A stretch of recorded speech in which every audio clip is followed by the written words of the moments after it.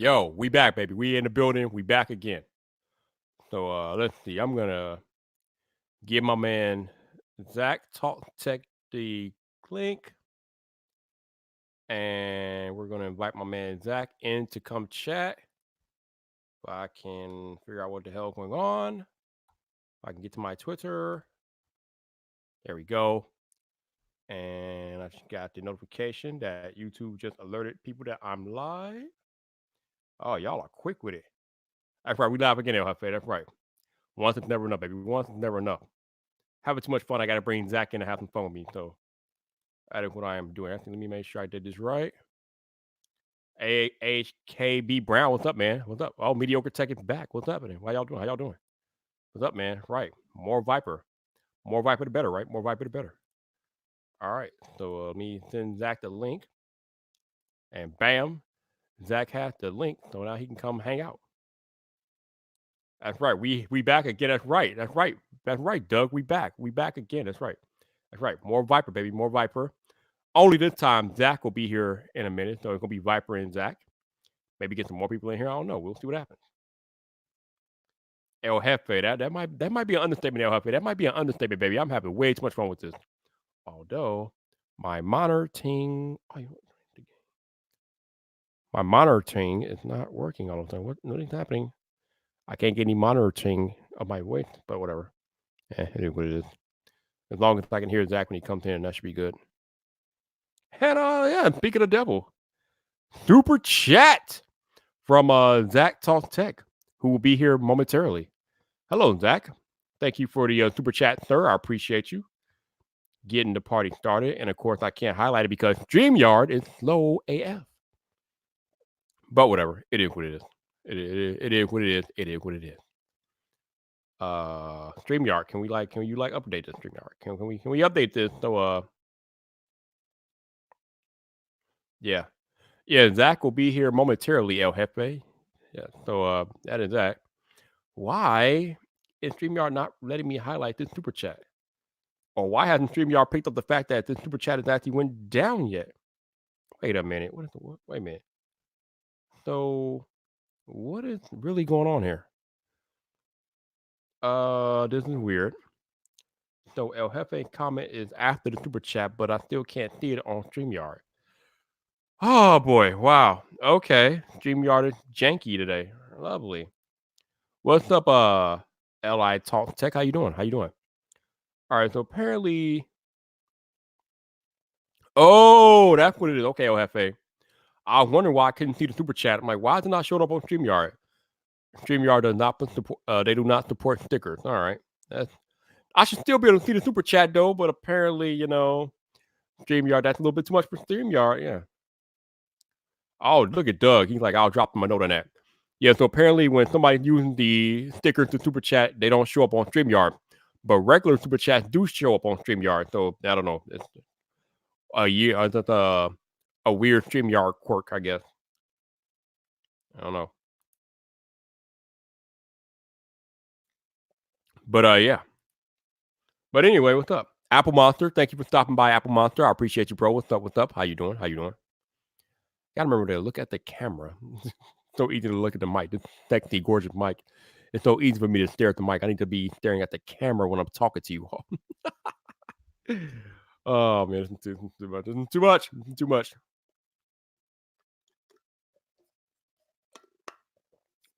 All right, let's see. Doug says, I think the full sticker rollout happened right after they added super chat colors. Oh, okay. All right. So what you're saying is that StreamYard has not caught up to what YouTube is doing yet. Okay, cool. All right, that's cool. That's cool. And where is Zach? Y'all remember where's Waldo? Where is Zach? The question. Li, thank you for the audio compliment. It better be on point. This setup is uber expensive, but I'm using the Skull Candy Crusher, but I'm using a Beat Studio wire because this wire seems to be the best to work with my Scarlett Focusrite interface. So Focusrite Scarlett interface. So that is what's up. Yes, Marco, your boy Viper, the man about tech is back. And podcasters. Shout out to podcasters. My man podcasting has been helping me behind the scenes with this setup. So thank you very much to podcasters, since he is the man about all things audio. Appreciate you hitting me in the DMs, helping me out, troubleshoot things like that. So thank you, sir. Appreciate you. But yeah, Marco, yes, we are back. We are live again. Yo, podcasters, if you ever want to join me on a live stream, bro, let me know, man. I will gladly bring you in here. But we got Zach in the building, so let's bring him in. Let's see if this actually worked correctly this time. Hi, Zach. Hi. I'm like this because I turned my camera on purpose. You don't have to do anything. If you put us both wide, it'll look normal. Yeah.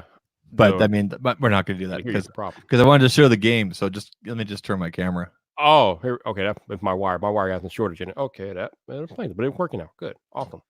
There. Now, if you put it back to square and square. Oh, you want to go back to the original? Okay. Yeah. There we go. There you are. Because that's better for the viewer. Is it though? Well, I don't know, because it's full screen, right? Well, when we put it like this, it's not full screen. It's just like the little crop part, whatever. Yeah, I mean, it's up to you. Whatever. I kind of like it this way when it's just two of us, though. I'm cool. You sound very different. I know, right? Isn't it glorious? Isn't it glorious? Do you have the error circuit turned on or off? It is on right now. Turn it off. Turn it off. Just press the button. Trust me. Okay. Why did I do that? Because you're going to get more of that deep. It's not a full deep. It's just a little.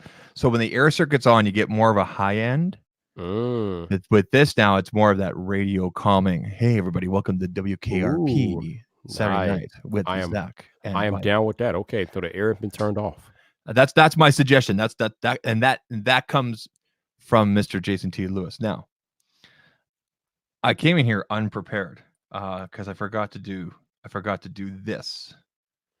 Now, when you say unprepared, what do you mean? Oh, the light. Oh, you came unprepared with the light, the lighting. Well, I paid enough for all these things. Anyway, I was going to suggest, because I watched your stream earlier. I watched a couple minutes when I was at Chapters. My son's school was doing a fundraiser, so I had a chance to listen to you a little bit. And everything sounded great. Oh, you did something. There you go. I have a suggestion in regards to your setup. What's up? Because you have that awesome bokeh going on, but I noticed earlier that it was focusing on your mic. Yeah. Because of where you have the mic is. So two things about the mic. You're kind of glitching out there. Yeah, I need to fix the camera. So I'm gonna go off. You can still talk, but I'll still be here. But the camera's going off. The camera you need, or the mic you need to flip around the other way, because the word "sure" is upside down to your viewers, and it totally triggered me.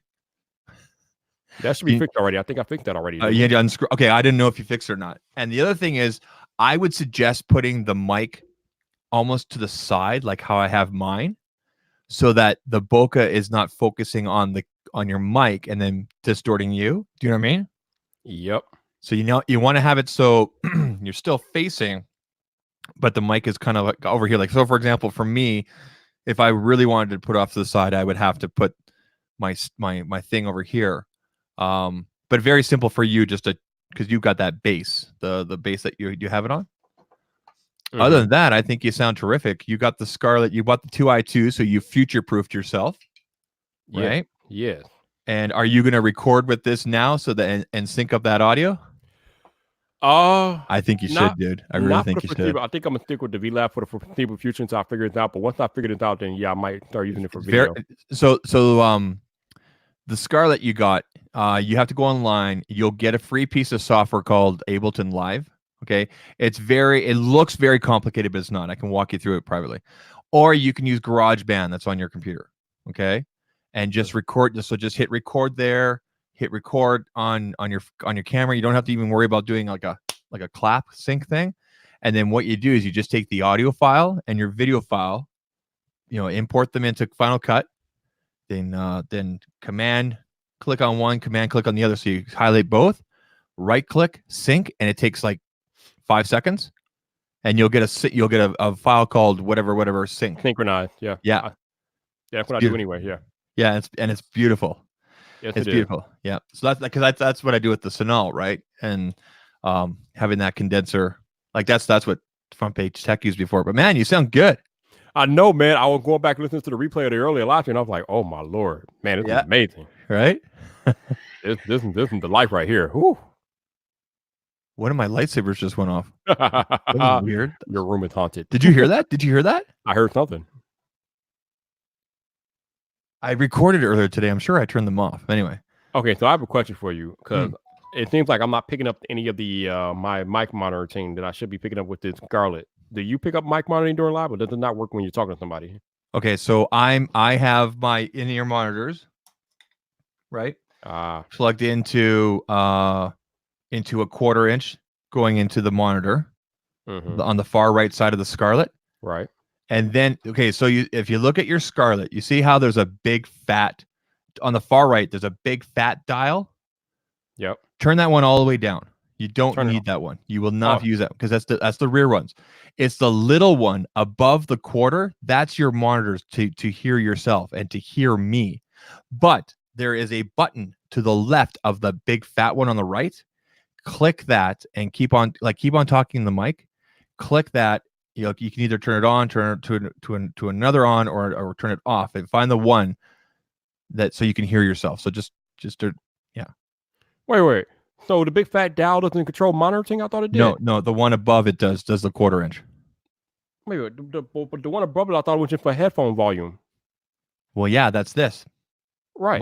You're monitoring, same thing, headphones. No, but I want to be able to hear the volume of my voice, though. I thought that was what the big dial for. Nope. Okay. No, it's the little one above the 1/4 inch. So for me, I have to turn it to about halfway. And then there's a little button to the left of the big fat one there on the right.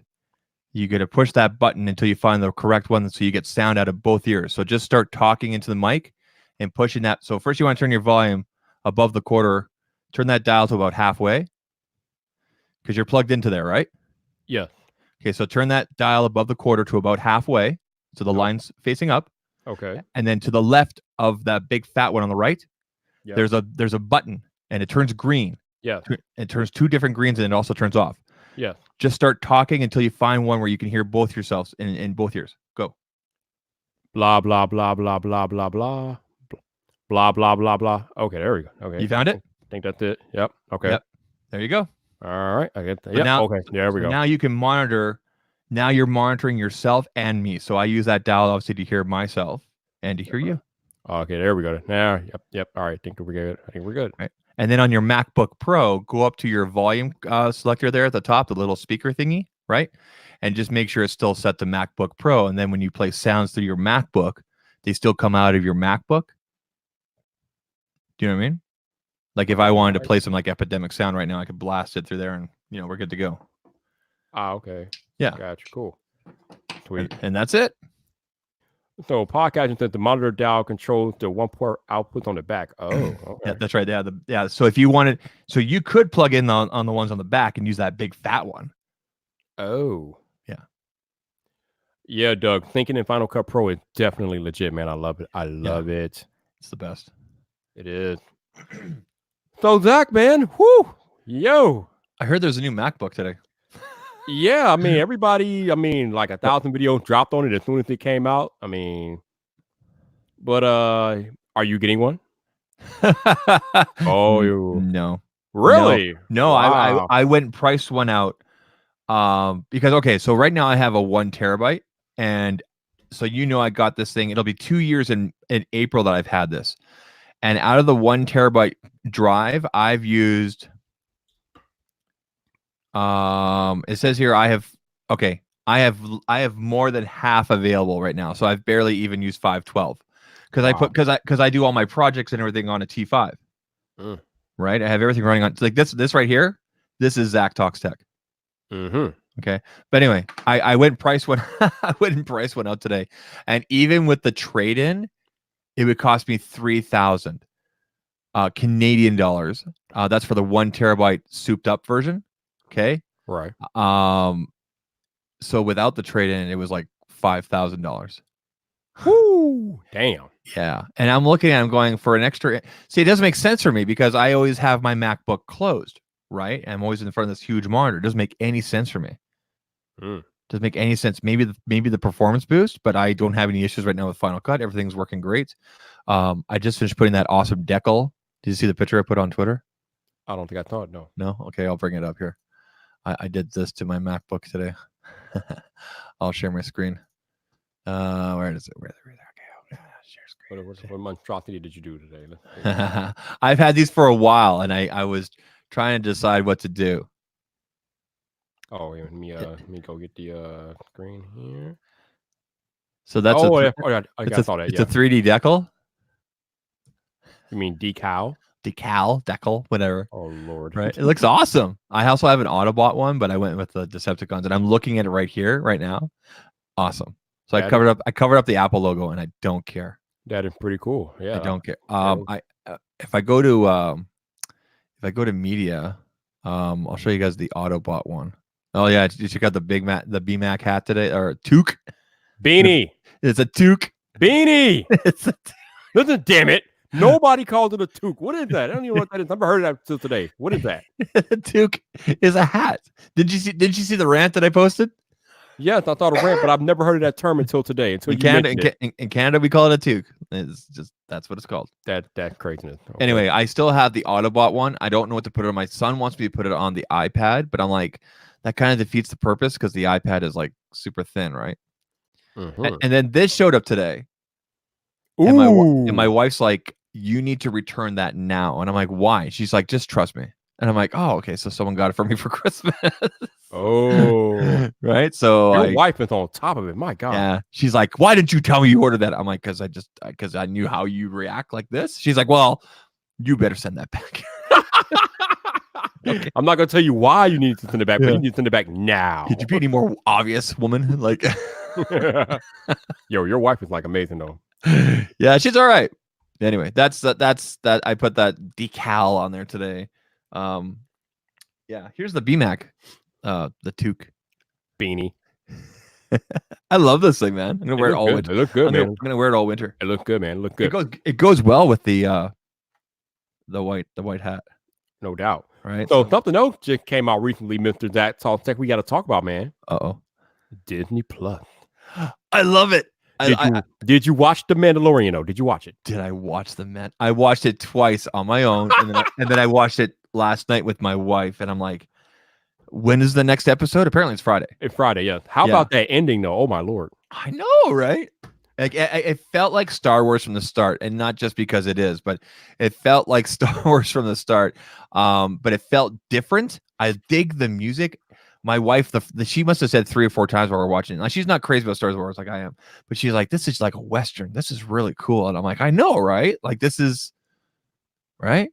Like I love that line at the start. I can bring you. Oh yeah. Or I can bring you warm, or I can bring you warm or cold. And I'm like, that's good writing. Right? Yeah, that's pretty cool. That is good writing. People keep saying it's like a Western. I don't really get that Western vibe watching it though. I don't know why I did either. I just did. Especially during the gunfight with that droid. Which that was craziness. I thought that droid was gonna stick around for a little bit longer, but then my wife was like, "Oh, a baby Yoda." And I'm like, "No, we can't get one." Yeah.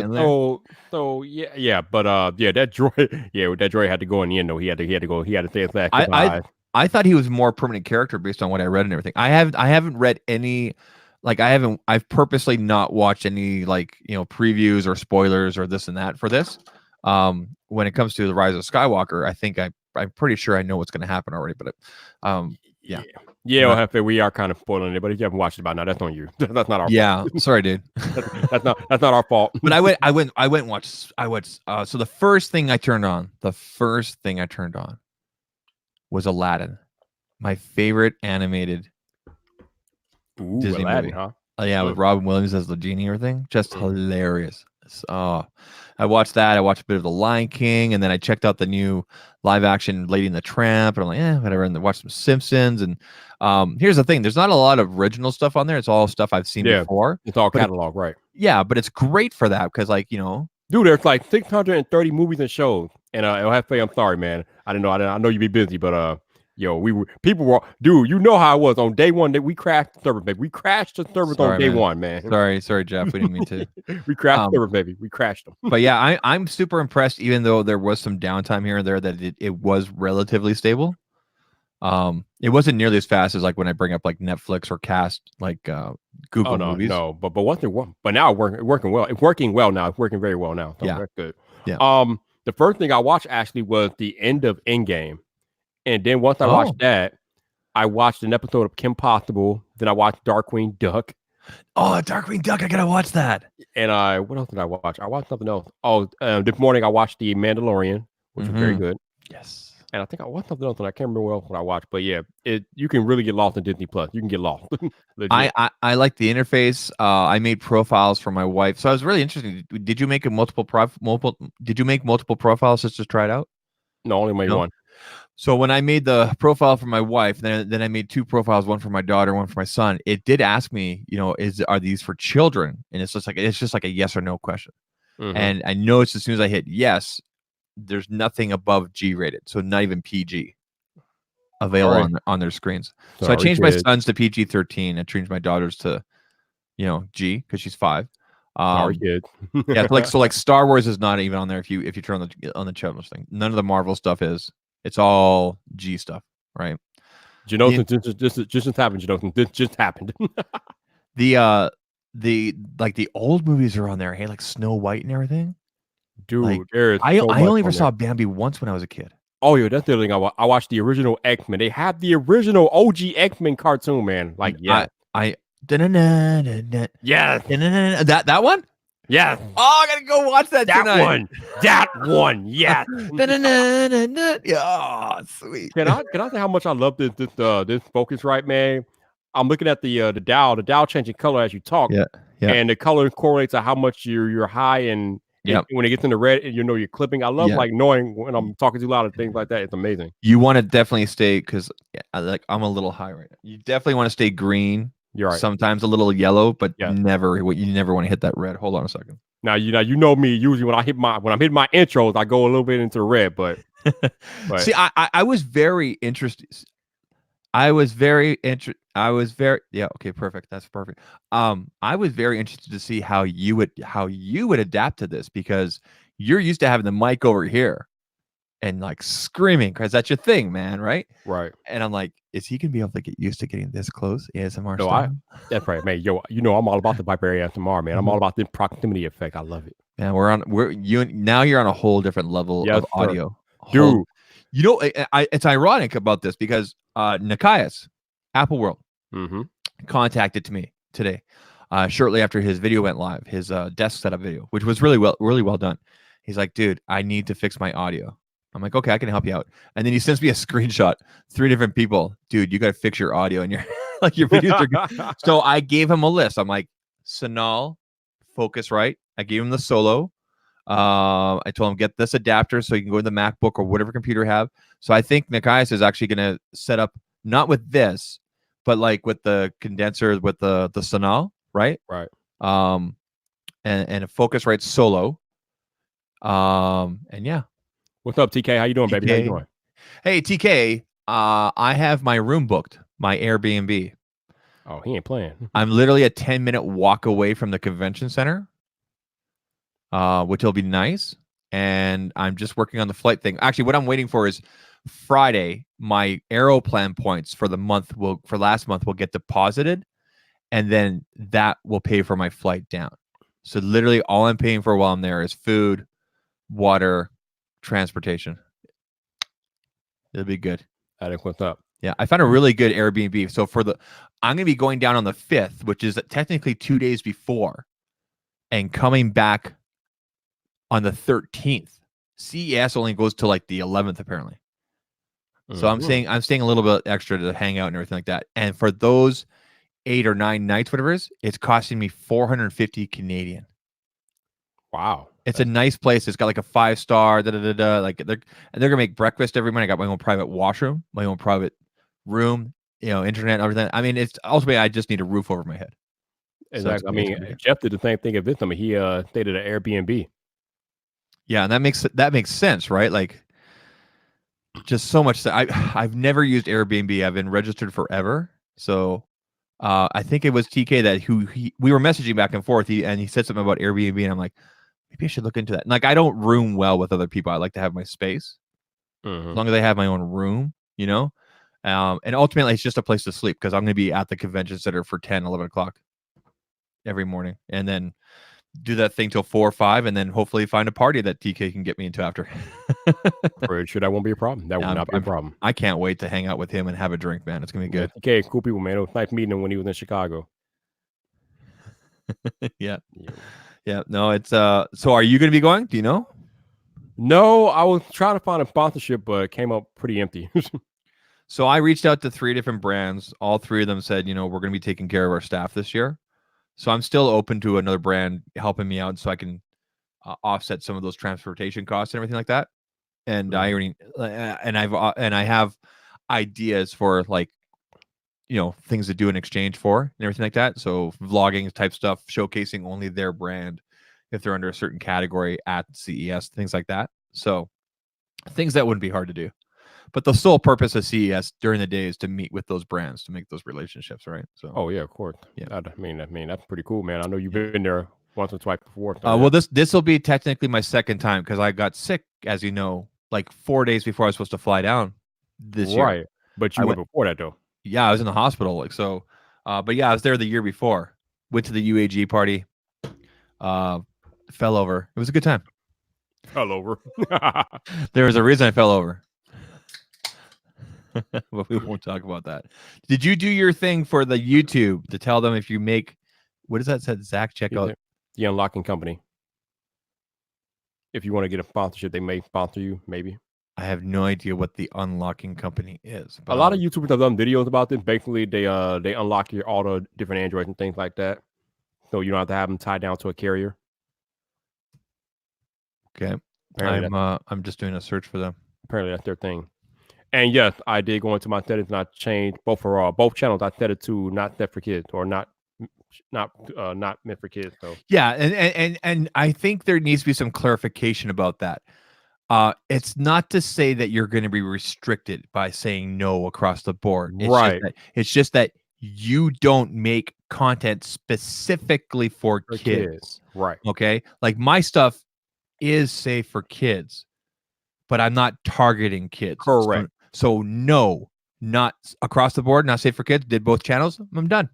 Yep. Exactly. Yep. Good to go. But like you said, YouTube is not, they're really vague and they don't really explain how they're clarifying that. But you're exactly right. It's not that we're making content that kids can't watch. It's just that it's not geared toward kids. Yeah. But if kids watch it, they'll be perfectly fine. So yeah, exactly. And we're still going to get the same sort of advertisements and partnerships and everything like that. And YouTube even said themselves earlier this year, if you have like a restricted, or not a restricted channel, but like a more controversial type channel, they have advertisers that want to be on that kind of stuff. Do you know what I mean? So John, what is that setting for then? Because I thought that's what it was for. So what is it for then? I'm confused. Because I thought the whole premise was to not gear your content, or they don't want content geared toward kids, or they're trying to crack down on content geared toward kids. So I thought the whole point was to mark your channel not. Oh Lord, he's gonna send me a voice memo. It's gonna be interesting. Who is this John Prosser guy? You know, that John Prosser dude. But I thought that was the whole point. But I mean, because they're trying to cut down on channels that are geared toward kids. They're trying to cut them down. So well, it's just because of the fines and everything like that, right? So yeah, they got fined like a bunch of money by the FTC for violating children's content things. So I mean, I don't know. YouTube is constantly changing ish. Who knows? Like I said, disclosures and all that kind of stuff is going to be one of the biggest things coming down in 2020. Y'all want me to send John Proctor a link, but it doesn't work like that. I have to schedule John to appear, otherwise he won't appear. So I just can't drop him a link. He shows up. It doesn't work that way.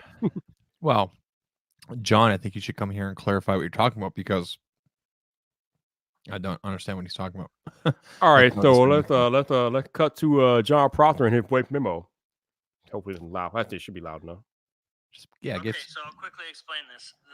That setting on YouTube, basically the laws are changing with the FCC, where It is so YouTube collects data from everybody, but it's now illegal for YouTube to collect and take data and analyze data from children because they're underage. Mhm. So what that setting is for is basically to be like, you're actually safer to say, no, my content is not for kids. I don't make content for kids.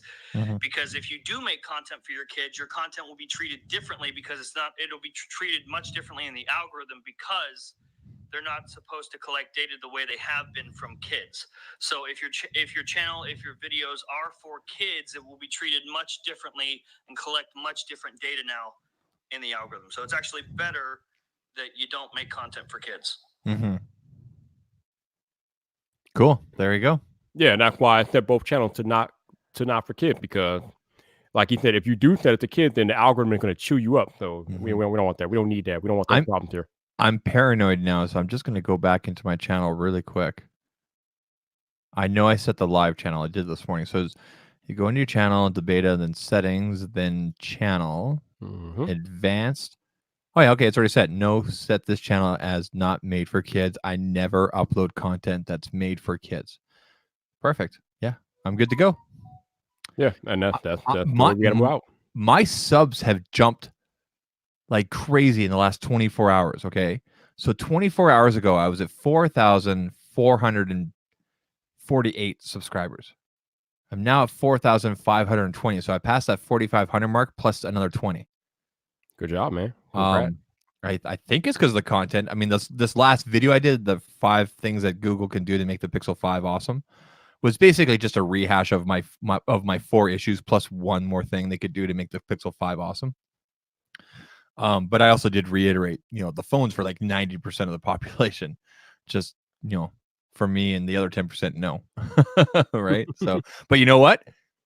For $200 off, possibly $400 on Black Friday. Yeah, that's for me. Yeah, I'm all over it. Like I said, my review video, for the price that it's currently set at, is a no. But if that thing is $400, that's a go. Yeah. Like, you can't mess with that. Well, I already sent mine back, but I've already decided that if that deal, even $200, it comes out, like, and we know it will, I'm totally gonna pick it up again. LFA is savage out here, bro. He's like, yo, he said, keep these little rugrats off my channel, bro. My name is Jeff. LFA's like, listen, little kids, this ain't for you, bro. We talking about headphones here. These new in-ear monitors are so comfortable. They use a silicone tip similar to like what the the Pros do, the AirPods Pro. So comfortable compared to my KZs. Nothing wrong with the KZs, but these are like on a different level. So nice. These new Bassons. Listen, man, that Batmobile, that 1989 Batmobile Lego, $250. I need that. Jeff, you know what I'm talking about. I need that.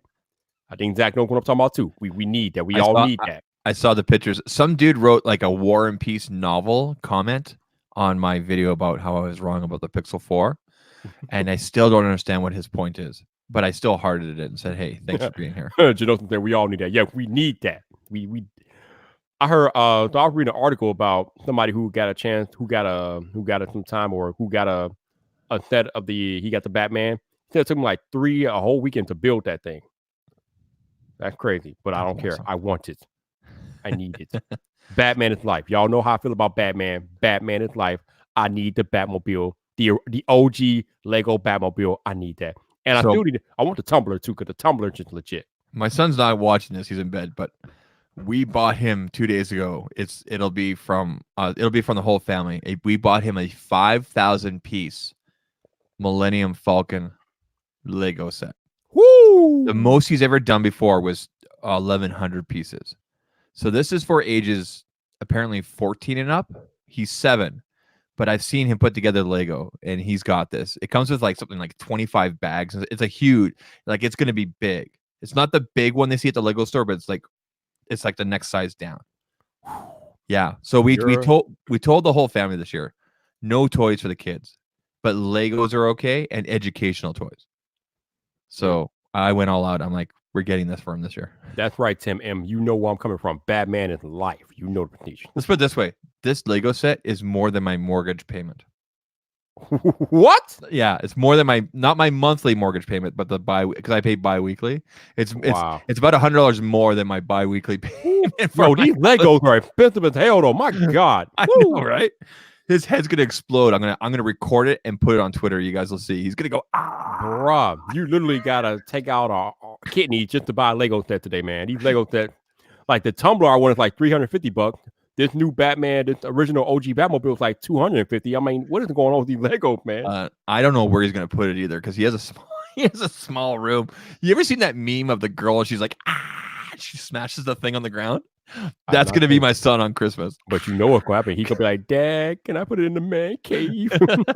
He loves coming in here. Like, he's kicking my butt at Street Fighter and Mortal Kombat. He's learning all the moves and everything, and I'm like, it looks cool in the background. That's it. No doubt, man. No doubt. Yep. And Zach is off the microphone. There we go. I want to get the Street Fighter in the frame. Oh, you want to get in the frame? Okay. All right. I gotta turn more. Ah, there we go. So you have had that Rode Procaster for about a week or so now, right? Yeah, 2 or 3 weeks now. Oh, 2 to week. All right. Yeah, I think we're coming up on 3 weeks next week. Yeah, 3 weeks. I love treating you good, huh? Yep. Oh, Rode. Man, they didn't have to send me nothing, but they said they hooked Jason up with like everything, and they're like, we'll send Zach a mic and a shock mount and an arm and everything like that. So now I've got this extra arm, which I think I'm going to use for like overhead shots with the camera. I just need to get the right threading. But super nice of them to hook us all up. Like, super awesome. Studio 71 people got us in touch with them, and then they sent it over. So that is pretty cool, man. That is definitely pretty cool. I like it. Yeah. I went and picked up a cloud lifter just because I didn't like the fact that I was turning the gain all the way up to like 3/4. So you got the cloud lifter with yours, right? I do, yes. Yeah. Okay. It is currently doing its thing. Yeah. Expensive bugger, hey? So how much all in did you pay for everything, if you don't mind me asking? Woo, Lord. Let's see. The micro 400, the cloud lifter 150, the Focusrite 170. So then the XLR cables and the 3.5 to a 1/4 inch adapter I had. So probably around $800 some odd dollars. Yeah, I'm guessing. Okay, so John's saying Studio 71 did not. It was Jern. God damn it. Okay, I'm just reiterating what I was told by Jason. So, as far as I'm concerned, it was Rode. But I mean, if John wants to explain by coming on here. Oh, Germ Proctor gave y'all the hookup. Okay, that's what's up, man. That's what's up. Yeah, you gotta give that man credit, man. You better give him credit, bro. Okay, well, I appreciate it. Thank you, John. No doubt, man. No doubt. Now we can get him. We can get with John and feel like me and Santa Claus. Can you like get one of your people to hook me up with a damn chair though? I mean, I'm just saying. I have an awesome video coming out tomorrow. I'll give you a little preview. So you know how everybody's doing like their top accessories for the iPhone 11 or Pixel or whatever, right? Oh yeah. I'm doing a top. It's 14. I have to narrow it down to 10. I've already recorded the video. I have to edit it. I'm doing top 10 top accessories for iPhone. So any model of iPhone, as long as you have a Lightning jack. So basically iPhone 5 and up, right? And so everything I'm going to be showing will work with any model of iPhone. So if you have an iPhone 6, you got a 5 SE, you got a 8, you got a 10, 10s, you got 11. All of these things will work if you're looking for gifts, and they're all very affordable. I think the highest price thing is like $70, and that's this thing right here. It's a battery, wireless charger. It's a 4-in-1 universal power station. I use this when I traveled. It has USB-C power delivery, Qualcomm USB power bank, and it's also a 10-watt wireless. And it's got the prongs that come down. Like, this is all you need to do. This is all you need to travel with. And if you want, you can bring a cable as well. That is pretty cool. So I think it's going to be a good video. There'll be obviously there'll be affiliate links in there and anything like that. I got some Nomad cables here, some really great chargers from Aoki that I've been using for years. Simple things like little, $3 tripods, right? Did you know that the Manfrotto Pixie here is like $20? It's actually quite affordable. Yeah, I want to say that is the first tripod I ever got from my camera. This is the Pixie. I love it because you can collapse this and you can hold on to it nice. And then all you have to do is press that button and this whole thing moves, right? And then it just sticks. It doesn't move at all once you let go. this is a great tripod for anybody, not just creators. Power delivery block from Inventive. So yeah, I'll be dropping that tomorrow. That's gonna be a good video for anybody that's looking for like gift ideas. Oh, no doubt. So there was supposed to be a Motorola event today. I'm not sure if it happened because I've heard nothing about it. I haven't heard anything about that. Does anybody know if the Motorola event actually happened? I know I think they're supposed to be announcing a new Razer phone today. That's what I thought. I was about to ask you, is that about the Razer phone? I think they were supposed to do that today on the 13th of November. Today is the 13th. I've heard nothing.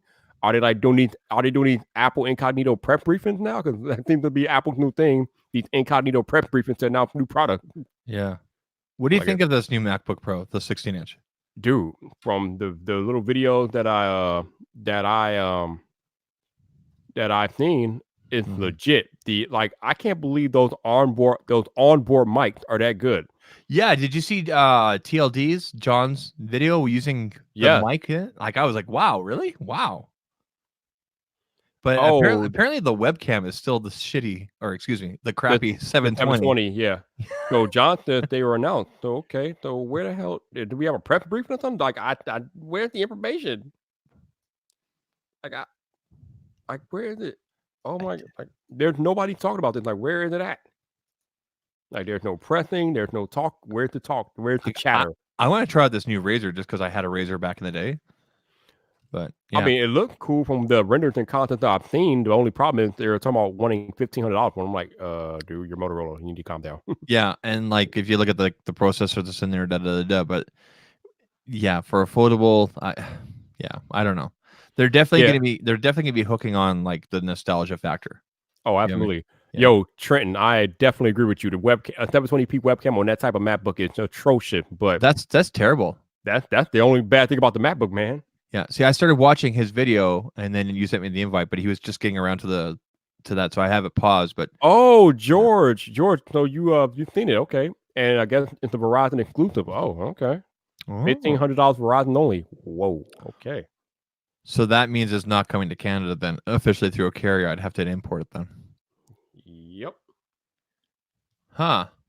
Someone's saying reviews are dropping now. Oh, okay. I haven't seen anything yet. So I guess I need to keep my ear to the grind. Motorola Razer 2019. It's the first thing that popped up when I typed in Motorola. Oh, here it is. So 5 minutes ago, Mr. Mobile dropped his. The return of the Razer. Now it folds. I gotta watch this later. Oh my god! Wow, dude, are you okay over there? Are you okay? Oh, calm down. Don't spend money. You're Zach Toss Tech. That's not what you do. That's what I do. Hey, did John see what I'm wearing today? I'm pretty sure you did now. This is my second most favorite hoodie because of how comfortable it is. So George is saying that Verizon is the exclusive U.S. carrier, but the Canadian carrier might be carrying it. Maybe. Here, I'm gonna share just the search screen. Okay. Mm-hmm. Okay. Let's go here and here. There we go. Share the screen. So I'll just mouse over Mr. Mobile's. Oh, there he is. He's right there. What? Man, he is quick with it. God damn. Look at that. Did you see that move? Did you see that? Mm-hmm. Okay, that looked badass. CNET's got theirs up. All right, I need to go watch some videos tonight. I need to go watch some videos tonight. Okay, I see it's back. Tech Talk TV. Oh, Lou later. Here is the Motorola Razer 2019. Let's take a look at Lou's. All it is them laughing and getting gadget. So it looks like all the big names got their hands. I need to work my magic to get one of these for review. Damn it! I need to figure out what to do about this. Interesting. Yeah. I love Mr. Mobile's thumbnails. They're so unique, eh? He has like his own like personal graphic designer that handles that for him. So that's pretty cool. Trenton, thank you for stopping in, man. I appreciate you. But okay, so I got some videos I need to watch. Okay. Yeah. Cool. Yeah, man. That's what's up. All right. So I gotta go now. Okay. So any plans coming up like for the holidays? Are you traveling anywhere? Having any family over? Going to No, dude. I'm chilling.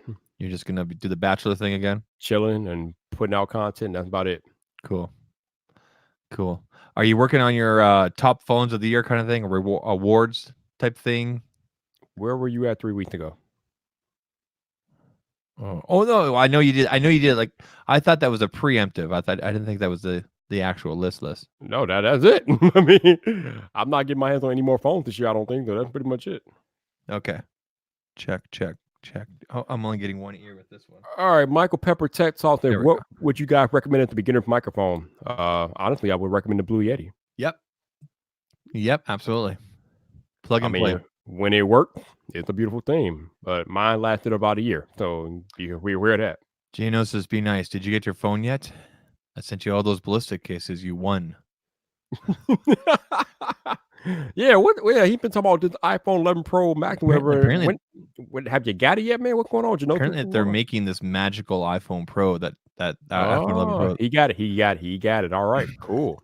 All right. Had it for a couple weeks. He says, "Okay." Oh, okay. All right. All right. I mean, we haven't heard anything, man. We don't know. We don't know. Pay attention, Jano says. Man, my man Zach has been Santa Claus giving away Nomad equipment. Speaking of Nomad stuff, yeah, they sent me some stuff, and apparently it got lost. Apparently, so yeah, dealing with that now. Say what they sent you? I asked them to send me another titanium watch band. Since I had an incident with the first one I had.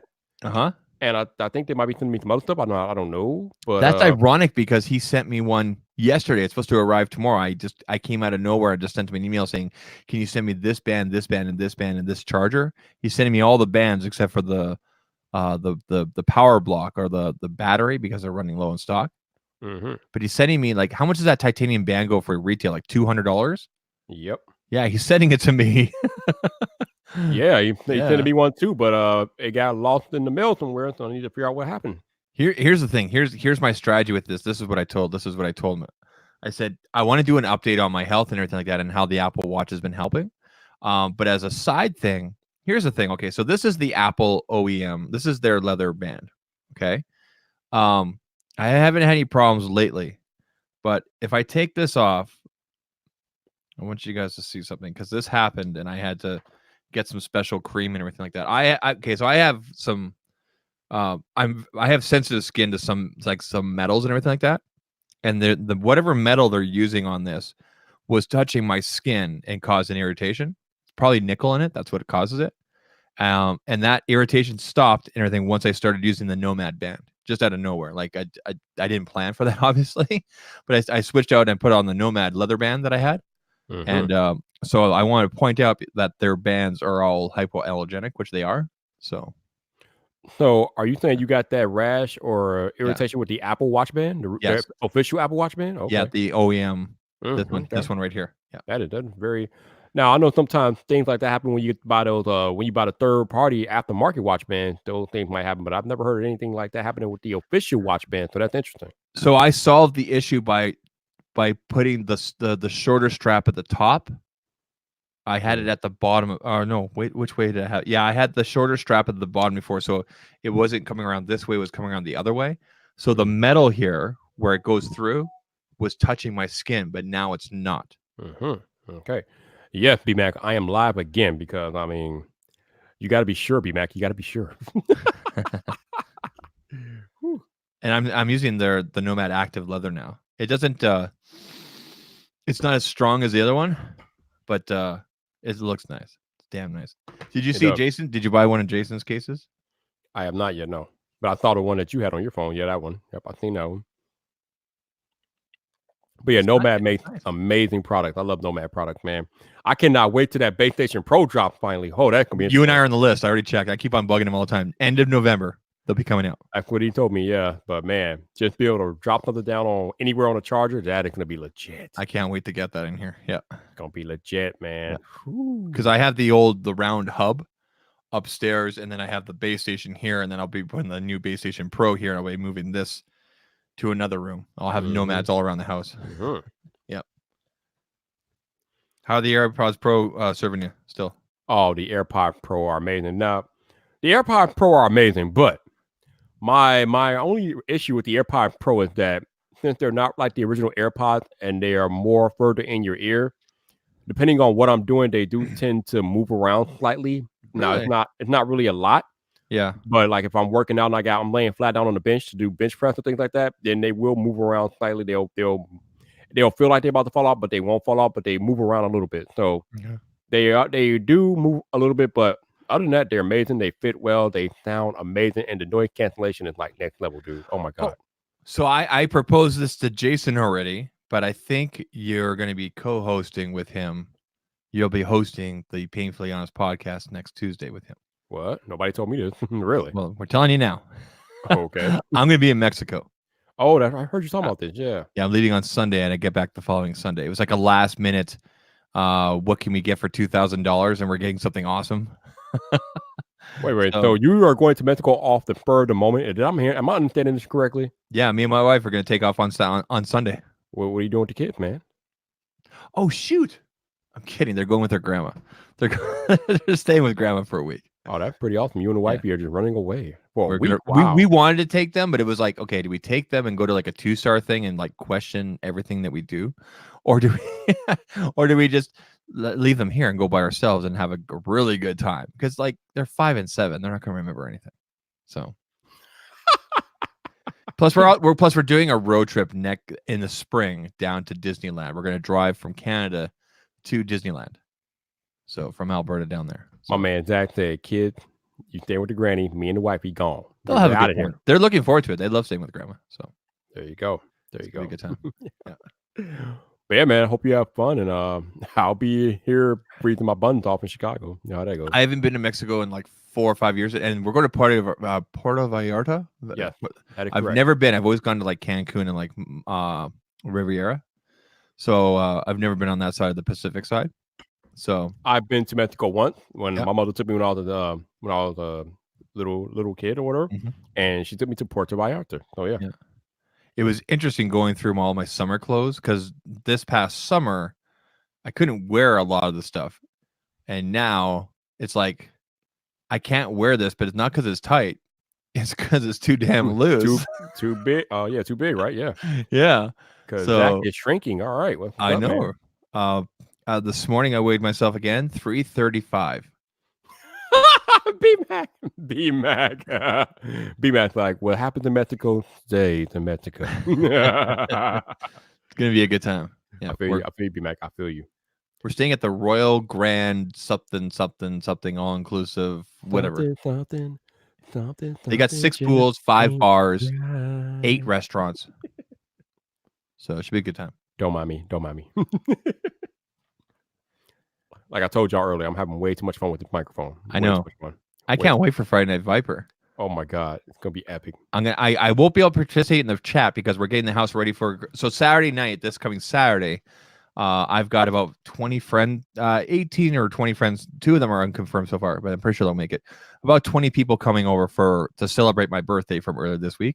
Some of these people I haven't seen for like a year and a half, and most of them I haven't seen for like 3+ years. Like we've kept in touch, like online and everything like that. But these are people I used to like party with back in the day. Now we're all married with kids and everything like that, right? So it's gonna be a good time. Like we're not gonna get stupid. I don't think we're gonna be getting stupid. But the rules are like this when you come to Zach's place for a party. You put your phone in airplane mode so you can still take photos. But if I catch you on your phone too much, take it away. And everybody also deposits their keys at the front door. So everybody's gonna be Ubering home or crashing on my red couch. Ain't no party like a Zach party, man. Taking care of everybody. We got shawarma showing up here. We got some catering. We have all sorts of different drinks in the fridge, all different types of flavors of vodkas and things like that. I put a list of all the drinks on the invite on the Facebook thing. So if anybody wants to bring anything special, the only thing I have to pick up is some regular vodka. We have so many different flavors of vodka. You know what? My parents couldn't find this. They're down in Phoenix right now.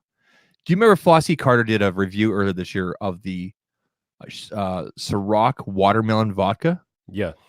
Yeah, my parents can't find it. They're down in Phoenix right now, and I'm like, Dad, you got to find this for me. Couldn't find it because it's a U.S. exclusive, right? I don't remember the whole thing, but probably it is. Yeah, I looked into it, so he couldn't find it. But anyway, so that's what's happening Saturday. Yeah, sure. So Roberto, you missed there. Our buddy John Proston sent me a wave mode earlier and broke it all down, which I played on the live stream here. But basically, YouTube got in trouble for the way they handle the algorithm and kids and things like that. So now they're trying to tighten up. And the best thing for us creators to do is to just mark our channels as content not made for kids. Yep. Now, this doesn't mean that our content isn't kid friendly. It just means that when we make our content, it is not geared towards kids, and it's the truth. So, anybody who makes content geared toward kids is going to have a hard time in 2020 because I'm guessing YouTube is going to change the algorithm and it's going to really crack down on those channels. So, good luck with that. Roberto, do you think you could get Roberto in here? Probably. Roberto. I'm pretty sure Roberto doesn't have a problem coming in and joining the party. If he's not busy, he might be busy. But yeah, Roberto, if you have a moment, let me know, man. I'll give you the link. But yeah, other than that, the other thing that I talked about earlier on my other live stream was all the creators getting all bent out of shape about the whole commercially viable thing. And I was trying to explain to y'all earlier, and I explained to y'all, I think I explained this a few days ago, and then I explained it one more time. But that does not mean what you all are rushing to think it means. It doesn't mean that they're going to terminate your channel just because you're not making money. It doesn't work that way. What it means is that basically it's just YouTube's way of covering their own behind. Mm-hmm. If you make content that is not advertiser friendly, you are putting yourself at risk. That's basically what it means. But even if you make that type of content, it doesn't mean they're going to shut you down automatically. They're probably going to give you a few warnings and things like that. And if you don't comply, then it's going to be adios. But they don't need a reason anymore. They're basically covering their behind. They could terminate your channel for not having advertiser friendly content at a moment's notice. So if that's how your content is, if that's your current content strategy, I would strongly suggest you revise your content strategy. That's not going to work in 2020. Stop depending on AdSense. That too. Stop it. It doesn't exist. Use other stuff. Use other like stuff. Roberto. Josh Thegnary, man, thank you for the super chat, sir. I appreciate it. And I love the mic too, baby. I love the mic too. I am having so much fun with this mic tonight. It's great. Mm-hmm. Preston, I agree. Oh my God. Like I said, I've been eyeing this mic for a long time, and I finally got a chance to pull the trigger, and I'm not looking back, and I'm loving every minute of it. This is great. All right, so you got to share this, okay? So this is my desk. It's death. All right. You can see us there. See the MacBook Pro? Yep. Okay, hold on. Looking like a transformer. It literally looks like something that can literally transform. Isn't that awesome? That's badass. Huh? It looks like it could transform. It looks like it looks like your deck could be part of a Transformer movie, and it could literally transform into a Transformer. Check it out. You can see my lint brush right here. Gotta brush the lint before you go live. You know. Yeah. So Roberto says, yeah, that's all well and good, but the government isn't going to stop there with regulations when they can fleece the platform for millions. I mean, there's always going to be something, man. There's always going to be something. So I mean, that's creators, all you can do is try to keep up with it and stay on the give me a link. I'll pop in, then finish my video about Instagram. That dude stays busy. All right, Roberto, I will definitely give you a link, dude. So I have grown my Instagram, not huge, but it's taking off now by doing one simple thing. And what might that be? I have set a schedule for myself. Ooh, nice. So between the hours of 7:30 in the morning and 8:30, I post to Instagram. I post a slideshow of at least 4 or more pictures, product shots. Okay. Mm-hmm. Not a slideshow, but like, you know, how you can pick multiple photos, right? Right. And then I have another reminder 4 hours later around 12:30 or 1:30 to post again. And then 4 hours later again around 6 or 7:30 to post again. And that has helped tremendously. So how many times a day are you posting on Instagram? 3 times. 3 times a day. Okay. 3 times. Now, this is Roberto's advice when we talk privately. He said twice a day, and trying making the slideshows or 6 or more. But I decided to do 4 or more 3 times a day to give myself more of a chance. Mm-hmm. And then I'm also doing the stories by saying, hey, what's up? This is what I'm doing today, and kind of giving people kind of a peek and maybe reusing some of those photos. Because there's lots of people that they don't necessarily scroll through their timeline and then go to those photos, and they may just click on the stories at the top. Right. And that's helped as well. I mean, but we might as well bring in the Emperor himself to explain his Instagram plan of world domination. Roberto Blake, how are you doing, sir? Uh-oh, he's muted, or he doesn't hear me. He doesn't hear. Or he just don't All right, focus. can you guys hear me? I can hear you. Can you hear us? Can you hear us? Can you guys hear me at all? Yes. Can you hear us? Can you hear us? Okay, now I can hear you all. I had the volume down on this. There we go. How's it going, guys? What's up, man? Happy birthday, Zach. Thank you, man. Big 4-0. But I don't act like it, so I don't care. Young at heart, baby. Right on. I wanted to show this because since we're talking about this right now. So Viper. So just one more time. So here's my Instagram. Okay. This is obviously public. So this is for example, the 3 going across here. So here I have the laptop photos. Again, these are all multiples. So like I posted, this photo there, right? Because everybody's talking about the MacBook today, right? So and then yesterday, here's the tools that I used. There's the sports band, there's the OEM case, which I really like. Some close-up shots and everything like that. And then this is the day before. And there's the Nomad stuff, right? So this is what I've been doing 3 times a day. So this was this morning. This is this afternoon. This is this evening. And then I'm using between 6 and 10 tags. Sometimes I'm going overboard a little bit, but they are relevant tags. Cool bean. And that seems to be working by putting those calendar reminders in. It's helping build things. Yep. There you go. Roberto, so you asked me a minute ago, what do I think about the old YouTube FTT thing? What do you think about it? I think that it's disingenuous because I keep going over that clip where the guy from the FTC describes with the fines, not just for YouTube, but for the creators if they're in violation of this. He described it, and you can see this in Philip DeFranco's video about this. He described it as shooting fish in a barrel, and he said that YouTube's the barrel and the creators are the fish. I don't like when you are using that terminology to talk about disrupting the livelihood and finding these independent people who are essentially, like independent artists, small business owners, people who already are vulnerable as entrepreneurs and everything like that via government regulation. That to me speaks of overreach, and it seems very disingenuous because that's not about protecting kids at that point. That's at that point about like going after people and being able to have a revenue source. And the federal government essentially, in my opinion, fleeced YouTube for 170 million, almost a fifth of $1 billion, and got almost a fifth of $1 billion to create nothing, to deliver no value. And nothing they instituted or did made children any safer on the internet or any safer in reality in the physical, tangible world. And if you really wanted to protect children, there's a such thing as individual responsibility. My parents monitored my internet activity, like when I was coming up on the internet when I was 13 years old, which is kind of the age that we're talking about here. And the other thing is, aside from that individual responsibility, like, if the government really wants to protect children, we've had the largest number in the last 2-3 years of school shootings in this country in history.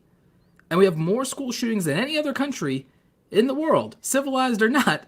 And if you want to go that route, and then the pharmaceuticals, all these other things to protect the children. Like, I'm sorry, not supporting COPPA in this instance, and with how the government wants to do it with YouTube, is not the same thing as saying you don't care about protecting children on the internet. Like, it's not the same thing. That's moral grandstanding, in my opinion.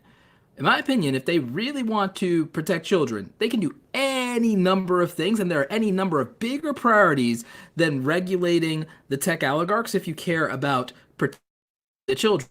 They're going to stop. They want to regulate.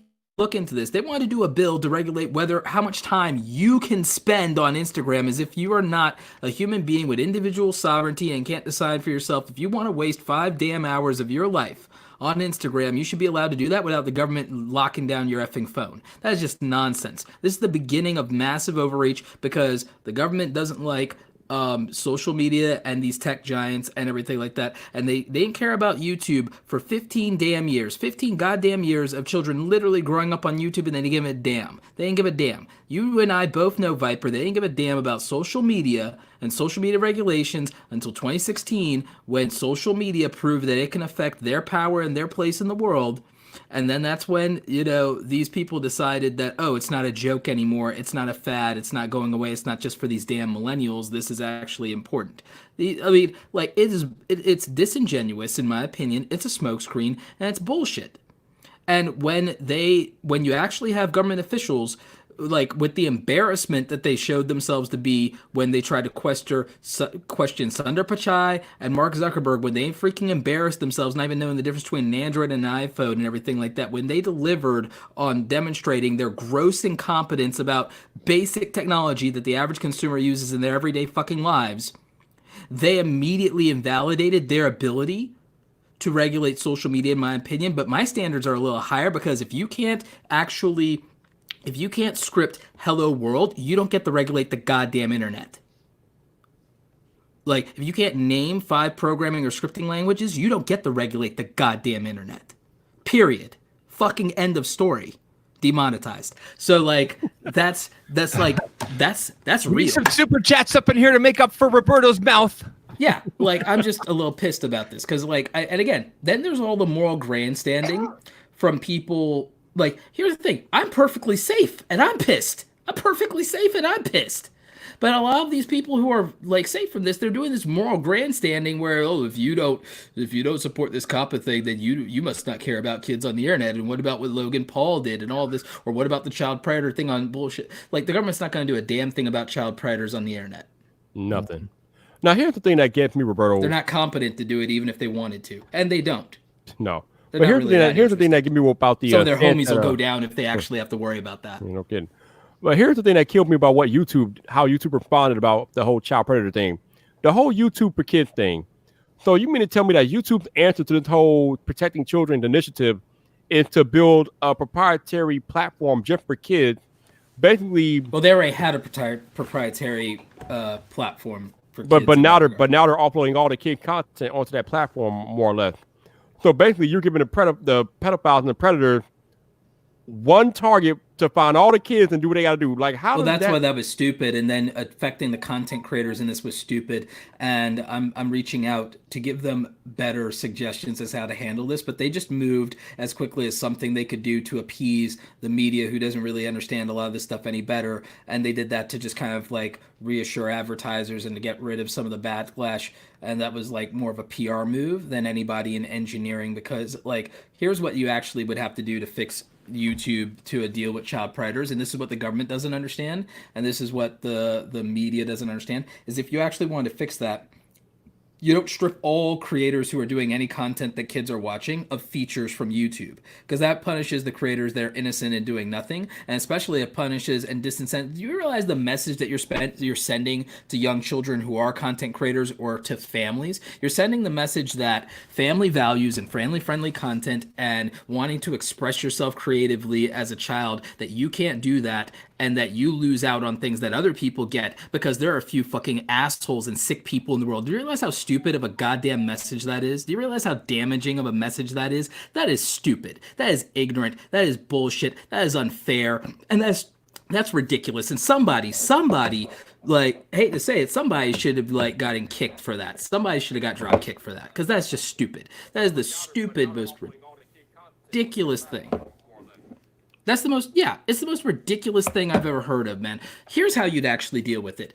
You analyze the actual problem in terms of how these predators, how these jackasses were actually operating, and you realize something very simple. They were making their own curated playlist. So if you opt into identifying your stuff as family friendly or for kids or whatever it is, we're saying for kids, we're not saying family friendly. The new terminology is this was made for kids. If you opt into that, here's what should happen if your stuff is opted in for kids or algorithmically determined to be for kids or to feature kids. If you are doing those things, if you opt in or found to be doing that, here's what you do. The child predators were using timestamps and they were creating unlisted playlist. And here's all you have to do. 1, if this, then that. If content made for children or featuring children, do not allow timestamps in the description or in the comments. That does not punish the creator. 2, do not allow videos to be added to private or unlisted or even public, because then they'll just find some wording to get around. Do not allow children's content to be added to external playlist. Simple. That minimally impacts the creator. Minimally. Okay, so now that's out of the picture.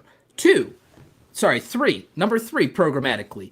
if this is programming for children or identified to have minors, you add a more robust restrictive filter that you do not disclose so they can't work around it. And that would address the comments. And now all of a sudden, that removes resources and tools from these predatory jackass sickos and doesn't punish the content creator, doesn't punish kids for being kids. It's really not that complicated. You want to bring me in? I'll write the damn code for you. So basically what you're asking for is for regulators to use logic, which they never use. Basically, that's what you're asking for. Logic, reasoning, a little bit of programming savvy. You don't need to be the chief architect of engineering to be able to pull this off. One of my a favorite script kiddie features, could do it. One of my favorite features of Instagram, I just discovered it the other day, is I can put someone in restricted mode and I'll see their stupid comments. They'll see me replying to them, but nobody else sees them. So they're engaging. They think they're being the smart guy and everybody else is seeing their stuff, but no one else can see them. I don't understand why YouTube does not have that ability. Like, okay, they have the ability to hide someone from a channel, but then they can actually see if they're hidden. With this restricted mode on Instagram, I would prefer that, and I feel that's a better implementation, and let them scream into the void. I agree 1,000%. Yeah. I agree 1,000%. I also think that with the kid stuff, you have higher held for moderation standards and filtering in general as well, and then you can add additional reporting features onto kids' content for the comment section. You just increase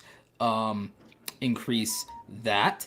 And I think that, like, I mean, for what the issue was and for how these, predators were using it, did I or did I not address programmatically every single issue with protecting kids from predators that was brought up in the expose that we saw regarding this issue and the predator ring? Did I not address every single thing that you did? Yeah, you did. And we did minimal damage to the creators to do it. It's not that freaking complicated.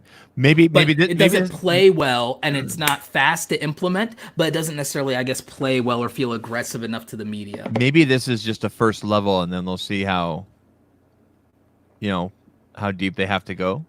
It's been months. They could have it's been months. It's been months.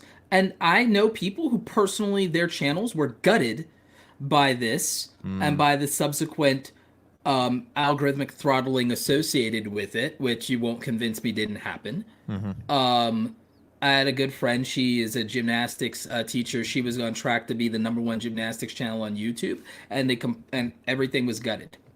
Jeez. Yeah, everything was gutted. And like her and the kids she trains are like devastated. Like some of these kids are gonna go on to the Olympics. And this was an opportunity that was gonna help highlight a lot of them and build them up with potential higher level coaches and brands and all these other opportunities from the exposure. And now she's still doing the content, but it's not getting the reach it was, and the engagement's gone, and that's a big deal. And they did nothing wrong. They were kids being tremendous athletes. They did nothing wrong. I don't know. It's so slippery. It's just, I don't know. There's nothing slippery about it to me. I understand, and you're a parent. I'm not. I'm a big brother, and I'm a godfather. But I understand that people might have more sensitive feelings than that. But anything that limits entrepreneurship, anything that limits opportunity, and when there's a monetary incentive to do it. Yeah. And you can easily throw up the smoke screen or the guise of, it's for the children or it's for noble purposes and everything like that. I'm going to be skeptical. I'm going to call bullshit. And I'm going to remind everybody that they target 1,000 creators, whether they think that they're that it's borderline or this or that and everything like that. Federal government stands to fleece $42 million just by targeting 1,000 people. And they got YouTube for almost a $250 million and everything like that.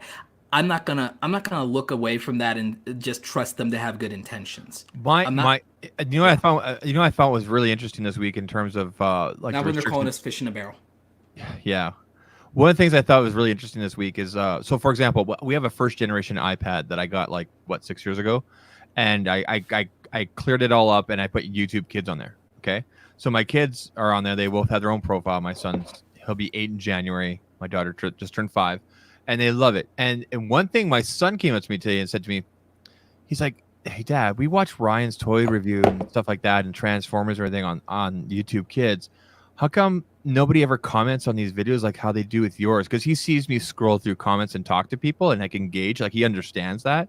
He's really getting into it. And I'm like, I think they turned that off, son. I think that's just because that's what they do. And he goes, that's not fair. I want to see what other kids are saying about these toys and stuff like that.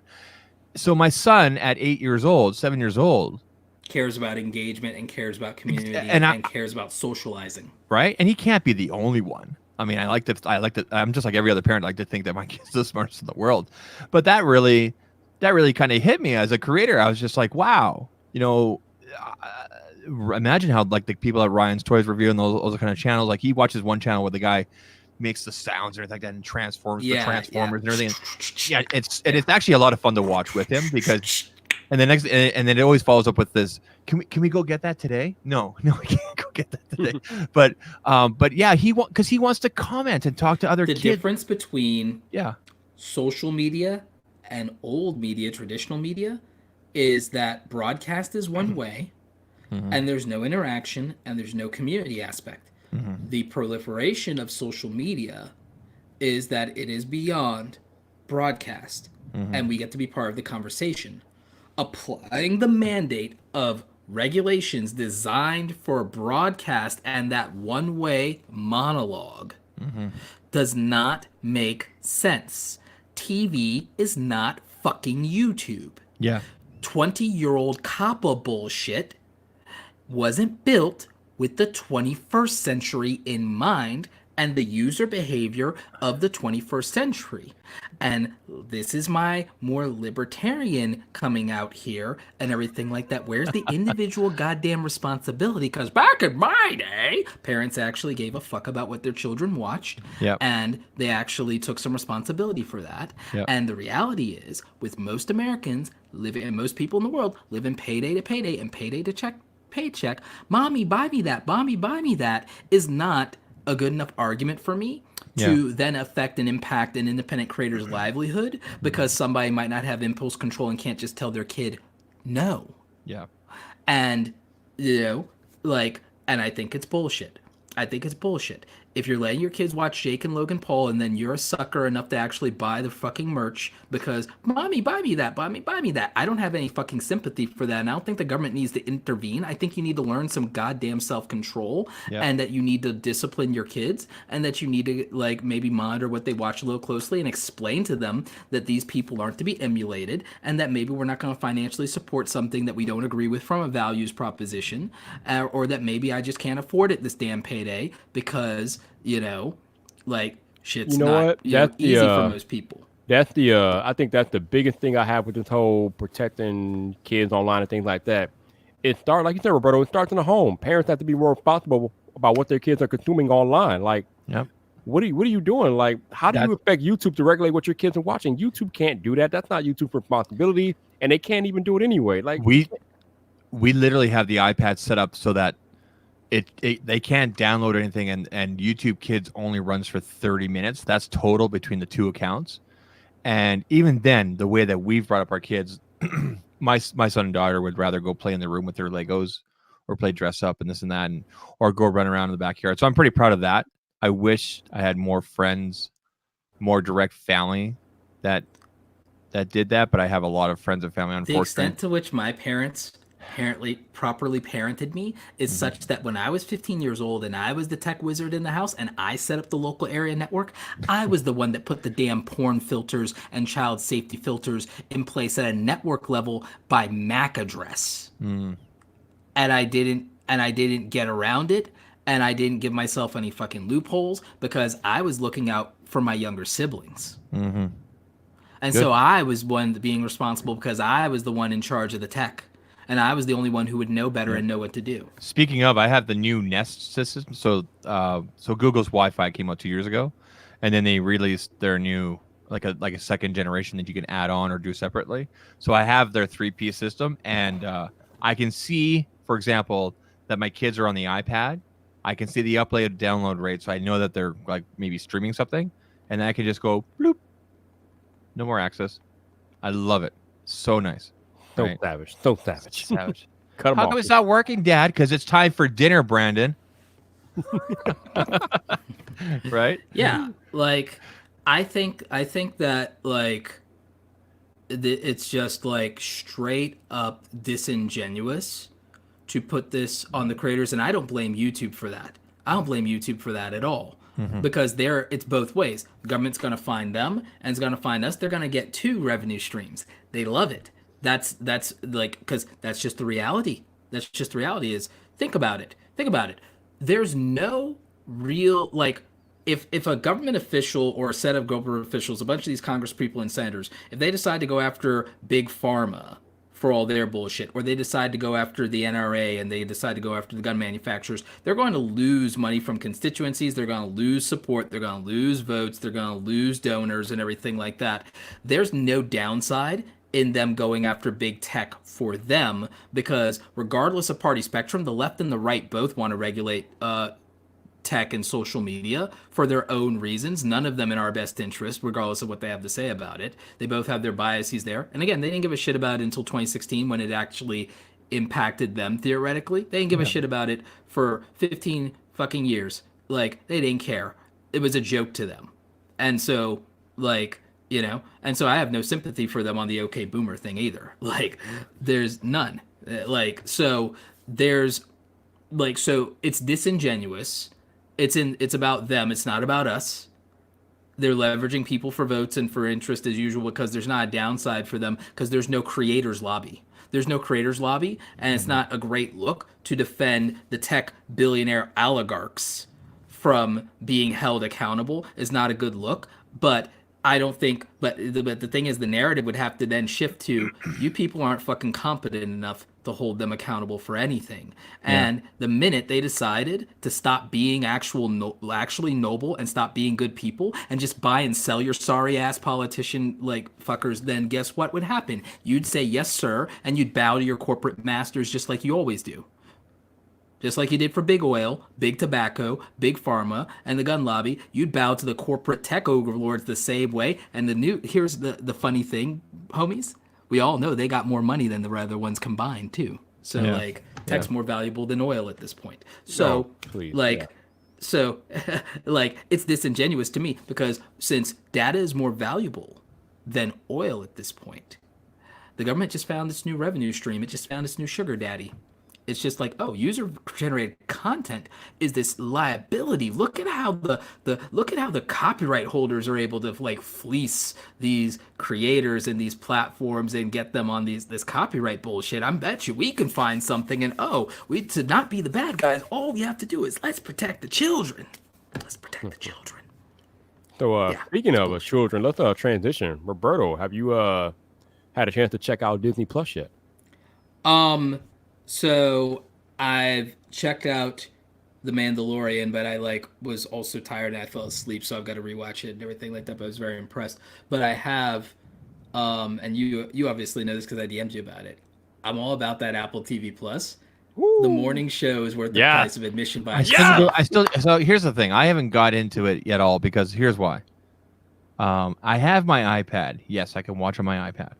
I have my iPhone. Yes, I can watch my iPhone. I have my MacBook Pro here. Yes, I can watch on here. But I want to be able to sit and watch on my 75-inch LCD, but I don't have, I can't cast it, and I can't, because I have Chromecast all around the house.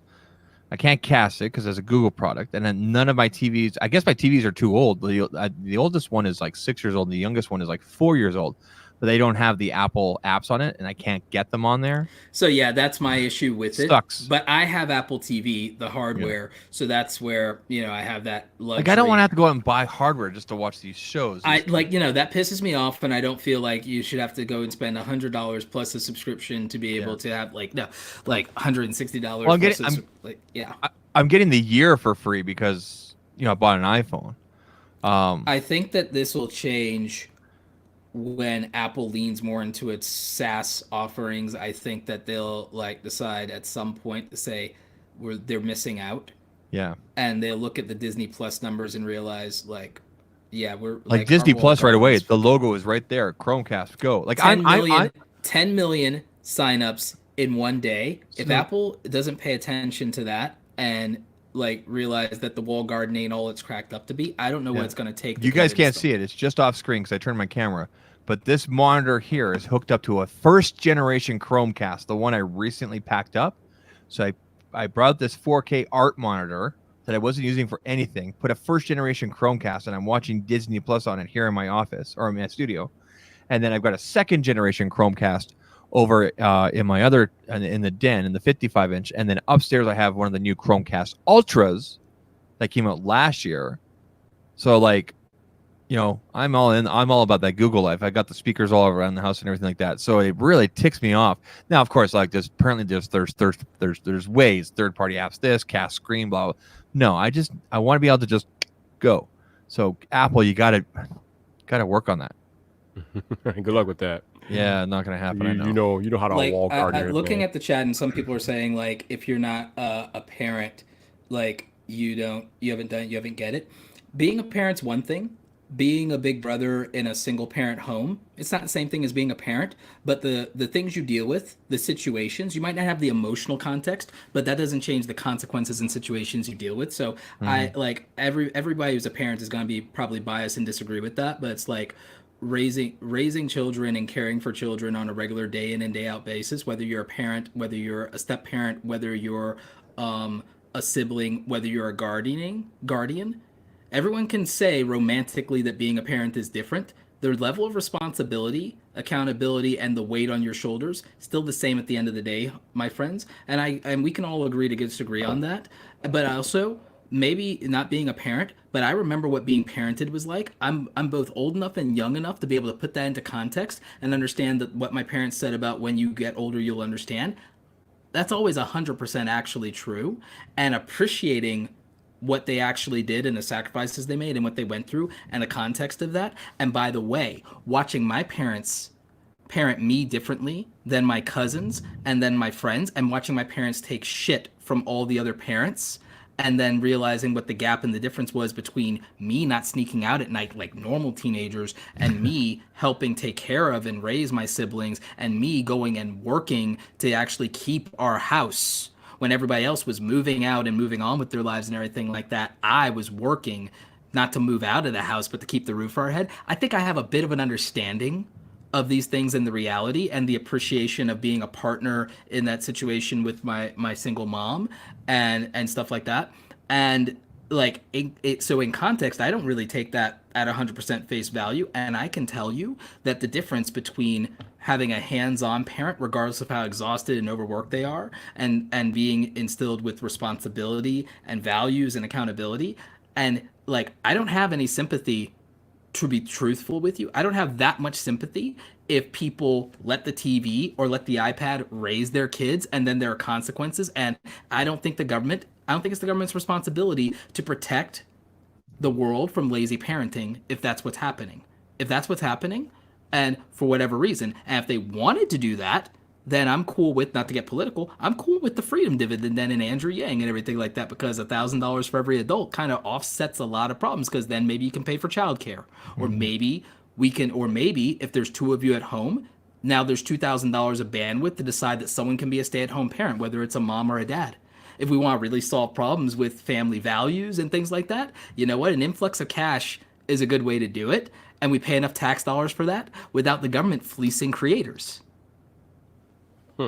That's one man's perspective. That's just one man's perspective. Because I'm not good with the federal government taking a small business owner to task for like, oh, I didn't identify my content as child friendly, and getting $42,000 out of a small independent content creator. I'm gonna just say it. Fuck that. You were saying, Zach? I was just gonna say that Apple does not give you an HDMI cable when you buy Apple TV, like the box and everything. I listened to everything Roberto said. I just. They don't. Like, oh wait, that's right. I did go out and buy mine, didn't I? Let me show you this. This is now I don't even want. Now I even look at this. Now I do not want to buy this. Look at this. Okay, look, you get the box. Well, I feel like Apple would give you a Okay. crappy HDMI Okay. cable, to be honest. But you know what? You know who does give you an HDMI cable? When Google. you buy a PlayStation Classic, when you buy an NES Classic. That's true. That's true. They're giving my me, Nintendo like, Switch gave me an HDMI. Like, yeah. So this is the 1080. This is this is the HD at $199, and then of course you probably want to buy the 4K for $30 more at 32 gigabytes. You know, just to kind of future proof yourself, right? And you're not giving me a freaking cable? Are you kidding me? Like, I have cables coming out like yin yang, but that's not the point. Yeah, no, I like that's absurd to me. Like, what? And that seems, and they're charging you that much. You can't just throw in a like freaking $8 or $10 HDMI cable. I mean, it's gonna cost them what, 80 cents to do it and manufacture it in China in one of their sweatshops. I mean, Christ, Apple. It doesn't have to be some gold-plated monster BS, you know, marketed. An HDMI it's gonna cost them like $1.20 or like 80 cents. Like, come on. You can literally buy good HDMI cables from the dollar store for like $2 or $3, which is ironic from a dollar store. But I mean, okay, and then you might be saying, "Well, Zach, that's not the point." Everybody gives you. It's just like they're not doing the fast charging thing. It's bullshit. Like, oh my god. This is why, and the thing is, what I it's frustrating. Our homie Jason from Pain Freelance Tech, like when he loves to call them out on this stuff, but then he's still gonna buy it. People like call him a hypocrite. You know, you can simultaneously love the user experience of a product and disagree with how a company treats its customer. So let me ask you guys a question. Let me ask you guys a question, just so I understand. Depending on the size, 32 or 64 gigabytes, that's like how much content you can save, correct? Yes. Yeah. But you can, if you don't save it, you can just stream to the heart's content. Yes, but then also you have to keep in mind that the apps take up space, so the diversity of apps is an issue, which is why I just always go with the 64. Would this allow me to play like Apple Arcade? Yes. Yes. And that's going to be space requirements as well, though. So keep that in mind. That's a changer now, because we were talking about getting this for the kids, because I was looking at some of the games today. I'm like, these look like fun for the kids, you know. All right, like Roberto just said, if you're going to get it for Apple Arcade, then you definitely want to get the bigger one, because you're going to be downloading those games and they're going to take up space. All right. So I have to get the 4K change. So this is Canadian dollars, $2.49 Canadian. Whatever. I spent more on coffee every day. Okay, going. Gotta love them, Roberto. Gotta love them. Yeah, I come on these shows with Viper, and I always spend money. It's just really weird. Yeah. Very funny. Pick up availability. Yeah, use those Viper affiliate links. I can pick it. Viper, are you doing affiliate links? I don't have any for the Apple TV. No. You should be doing affiliate links for everything, and in your notes in your iPhone, you should have just like notes with your affiliate links, just so you can always get it in everything that you're on, and just copy paste. Did you hear about the video I'm doing tomorrow? Okay, so everybody's dropping like videos like top 10 iPhone 11 Pro accessories, top 10 Pixel videos. I'm doing a top, well, right now it's 14 pieces. I'll probably reduce it down to 10. Top accessories for iPhone. Any model of iPhone. You could do top 11 iPhone accessories for iPhone. Top 11 for so iPhone as long as you 11. got a lightning jack, everything I've picked out here, like I personally own and use, like the iOtti mount, the Tekia wireless charger, the Pixie. I've got the Nomad cables here. I've got, you know, a $3 tripod. Or do we believe that next year is USB Type-C iPhone? It's not going to happen. There's too much money.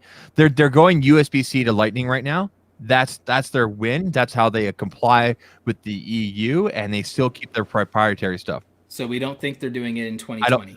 I don't think they'll ever do it. I think they did it with the iPad Pro, for reasons because of how powerful it is. They're going to keep on doing USB-C for the MacBooks, obviously, because of how powerful they are. But I do not see Lightning going away from the iPhone. You don't need to. You don't need to, because you can go USB-C to Lightning and you can transfer that just as fast. I understand that, but I think that the lack of continuity for them being a company known for that is kind of an embarrassment on their part. But I don't think that they care. But I would. Hey man, it's kind of goofy, but that's Apple for you. I would care. That's kind of an embarrassment. But I mean, this is an awesome charger. This And is not including an HDMI with the damn Apple TV is a fucking embarrassment. this is a Ventive power delivery, so it's USB Type C, and you might be thinking, well, how do I use this with this? Well, then you get yourself one of these right here. Whoop. This is a USB-C to Lightning Nomad cable. Yeah. This is awesome, right? This is an awesome cable, nice and thick, 5-year warranty, Kevlar. That right there, that's for your MacBook. No, not your MacBook. This is for like any model of iPhone, like even the 5C or sorry, all that kind of stuff. Right? So I was just made aware, and I forgot about this, that Apple TV is also coming to Roku and Fire Stick, so you don't have to buy an Apple TV. I have Chromecast. I don't have Roku. No, I'm saying if you want to get Apple TV, it's coming to Roku and Fire Stick at some point. Oh, okay. Well, so with the Fire Stick, that's interesting. But, like, okay, so that's interesting. That means that they might make that play. It'll just be an issue of whether they negotiate properly with Google. But I think considering the things they've had to deal with the backlash of not having Google stuff in the iPhone when they were like waffling on that, I think that everyone's kind of come to accept that we have to play nice with Google at this point. All they have to do is with their Apple TV Plus app is put that cast thing in there, and it's you've hit all these other people. Yeah. Like I said, I would be like distribution, baby, just like how we finally got iTunes on an Apple Podcast on Android. I would like at this point, like, guys, you're not worried about, stop worrying about the damn ecosystem so much. But here's the thing. That's why in that debate about whether Apple is overly reliant on their ecosystem, I would have given it to LeBaron. If I were a judge, I would have given it to LeBaron, because it's like without the Apple ecosystem, what is the selling point of Apple compared to its market competitors? Because at every product level, there's a real argument to be made for there's a superior product if you eliminate the Apple ecosystem. iOS is not a good enough selling point without the Apple ecosystem by itself. It's just like, it's really not. look, I can't believe these guys. I added it to cart. I'm not going to buy it.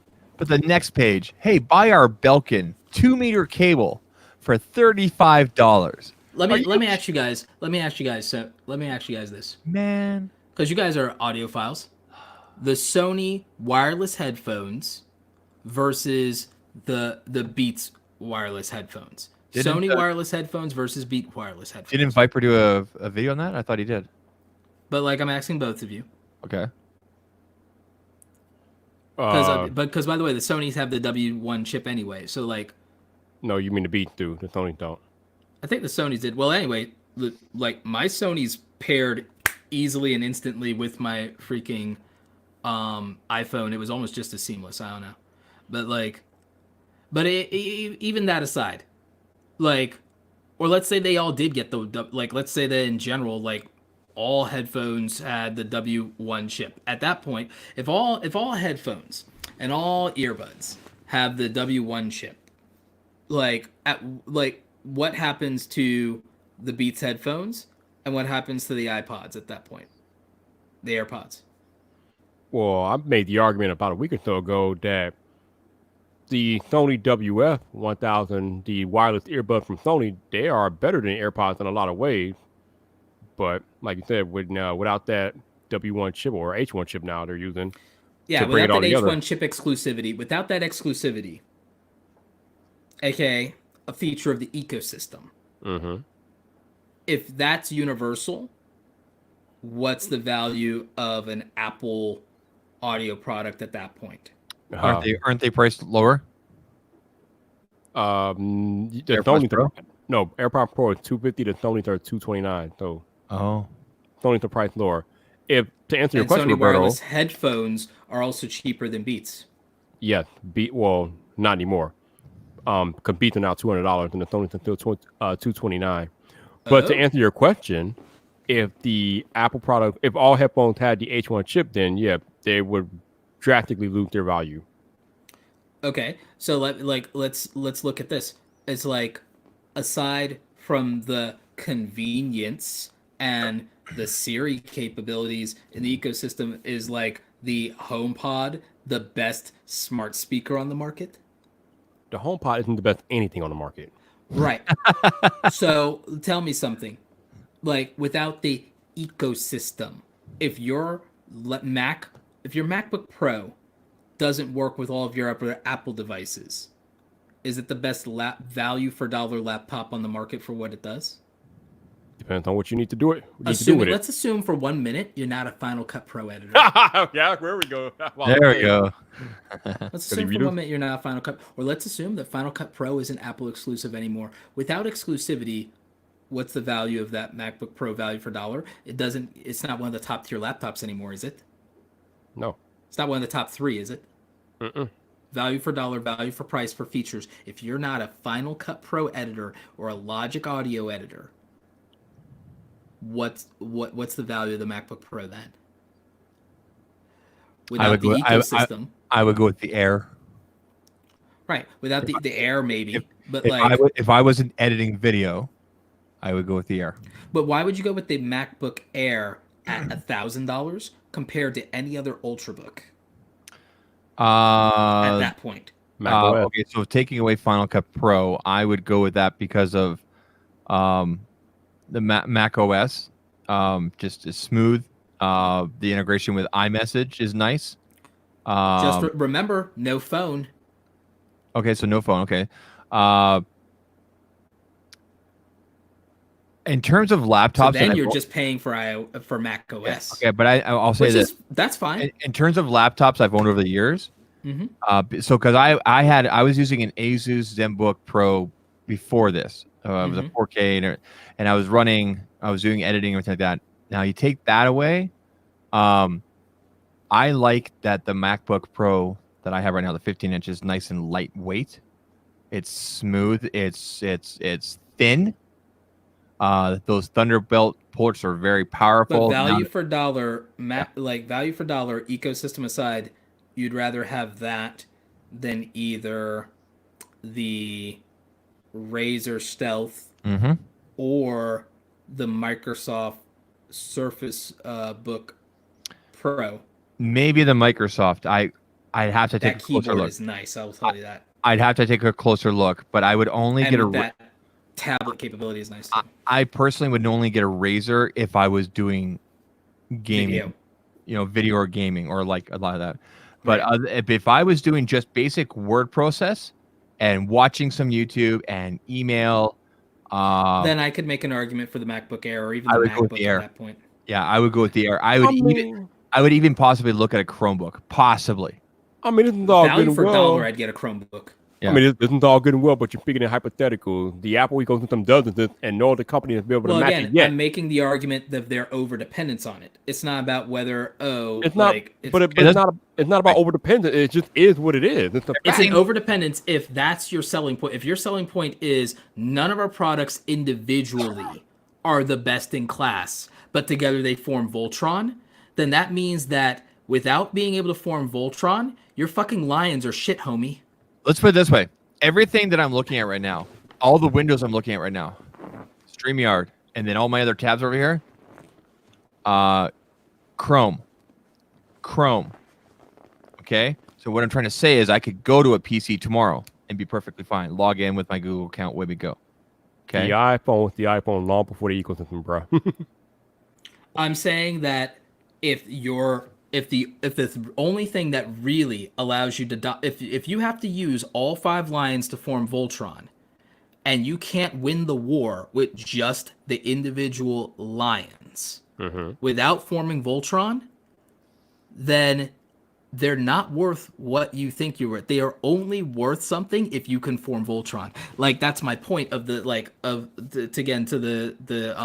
Saturday Night Tech Fights was that if we take that out of the equation, and yes, it's a hypothetical, but if we take that out of the equation from a selling point proposition, you cannot value for dollar win head to head in any product category except maybe the iPhone itself. The iPhone itself might be the only thing that can actually legitimately stand a chance of competing head to head dollar for dollar in category product. But actually, I would theoretically somewhat disagree with that, because I think both you and Marquez Viper had a good point about the value for dollar of a OnePlus phone if ecosystem isn't a factor. If ecosystem is a factor, you guys, I agree with you in the value for dollar for the average consumer of a OnePlus phone. So do you want to hear that something being- interesting? Speaking of OnePlus, I gave my wife a week ago, and I'm going to be releasing this video probably next week. It's my OnePlus 7T review, but it's from my wife's perspective, an average tech user. Okay, she's not a tech head, but she listens to me and she watches my videos and she watches Viper, and she's always like, "Why is he always so angry and yelling?" And I'm like, "Just he's got high blood pressure." I'm just kidding, buddy. But anyway, I gave her the OnePlus 7T. She loved it. She absolutely loved it. But you know what? She went back to her S9. You know why? Because of one thing: always on display. And I know it sounds silly because she could just pick up the OnePlus and she could see the time and everything. But when she's in a meeting and she puts her phone over here, she needs to be able to. She needs to be able to do this. See my eyes? Yeah. Right. That was it. That's why the some only people reason. bought the Apple Watch 5. That's exactly right. Like now you don't have to do like this whole flick thing, right? I love it. It's just because that's the highlight of the video is that. So spoiler alert, but please watch it still. But I mean that's because I interviewed her on the couch. I'm like, let's do this, and I'm like, I think that'll be the video. This is just something different, right? And I said, what? And she went through all the things that she loved, this and that, and she quoted this and that, and all the features and all the things that I really liked about it. And she's like, but I'm not going to switch because I need that always on display. So you know what? On Boxing Day, we're going to go get her an S10e. Yeah. Yeah. Convenience wins. And the Apple ecosystem is Apple's play for convenience. Yeah. But without that ecosystem, its convenience from an individual product category standpoint falters in every product line, whether it's the HomePod, which we know is an eldritch abomination. The Apple Watch wasn't even a standalone product until generation three, 4? Like, it wasn't even a standalone product. It was hamstring connected to the phone. It was all but worthless. And if you really want to be actually, it's still not a standalone product because you need an iPhone to set it up.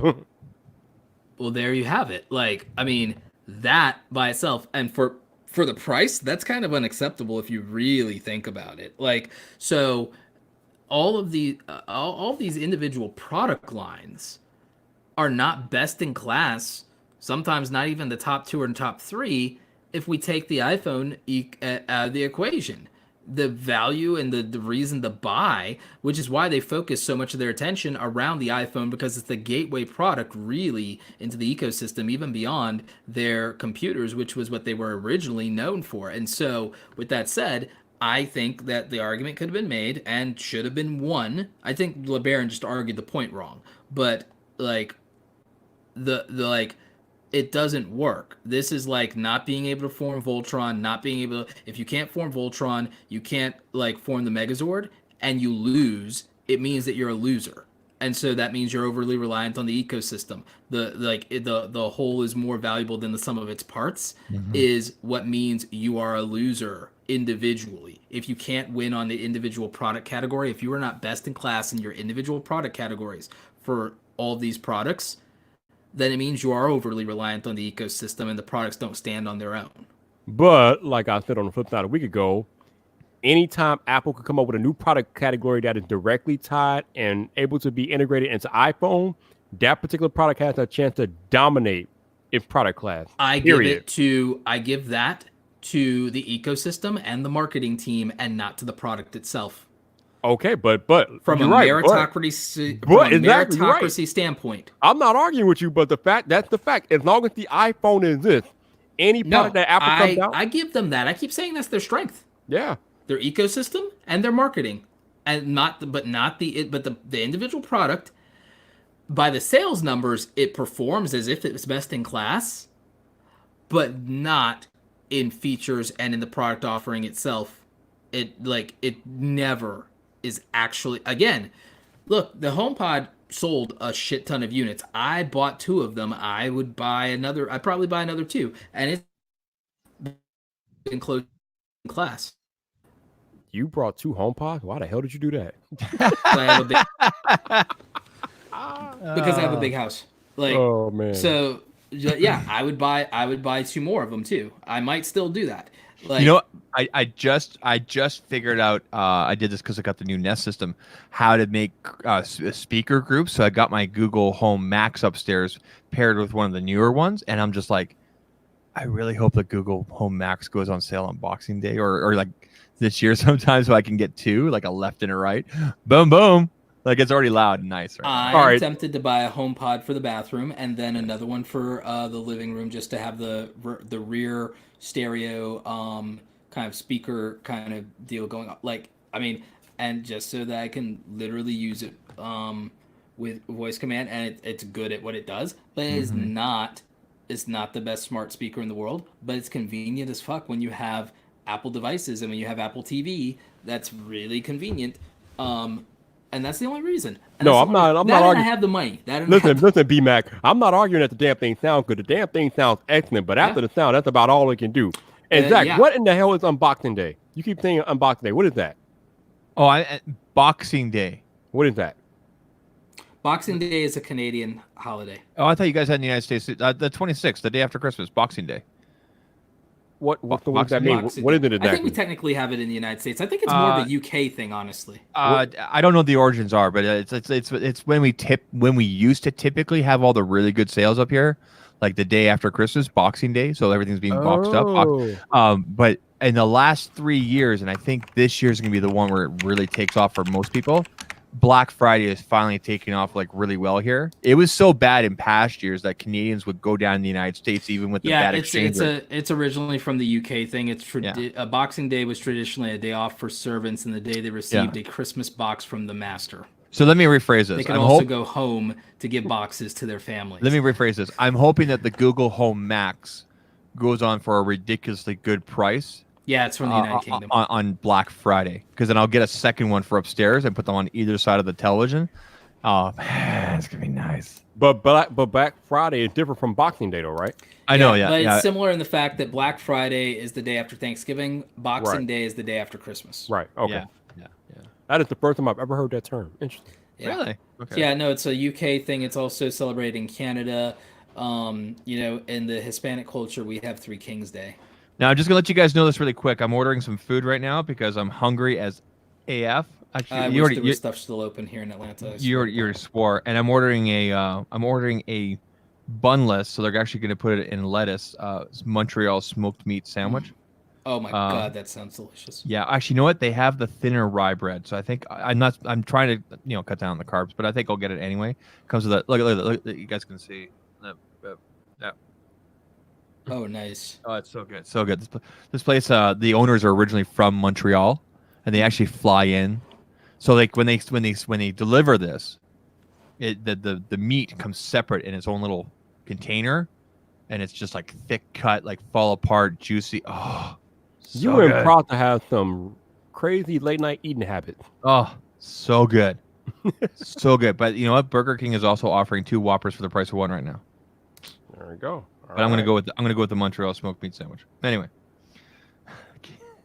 so I'm gonna be disappearing once I get this confirmed. Just so you guys know. So I have to check the delivery time because these guys usually take their time. So we'll see. Sorry, man. All good. It's all good, man.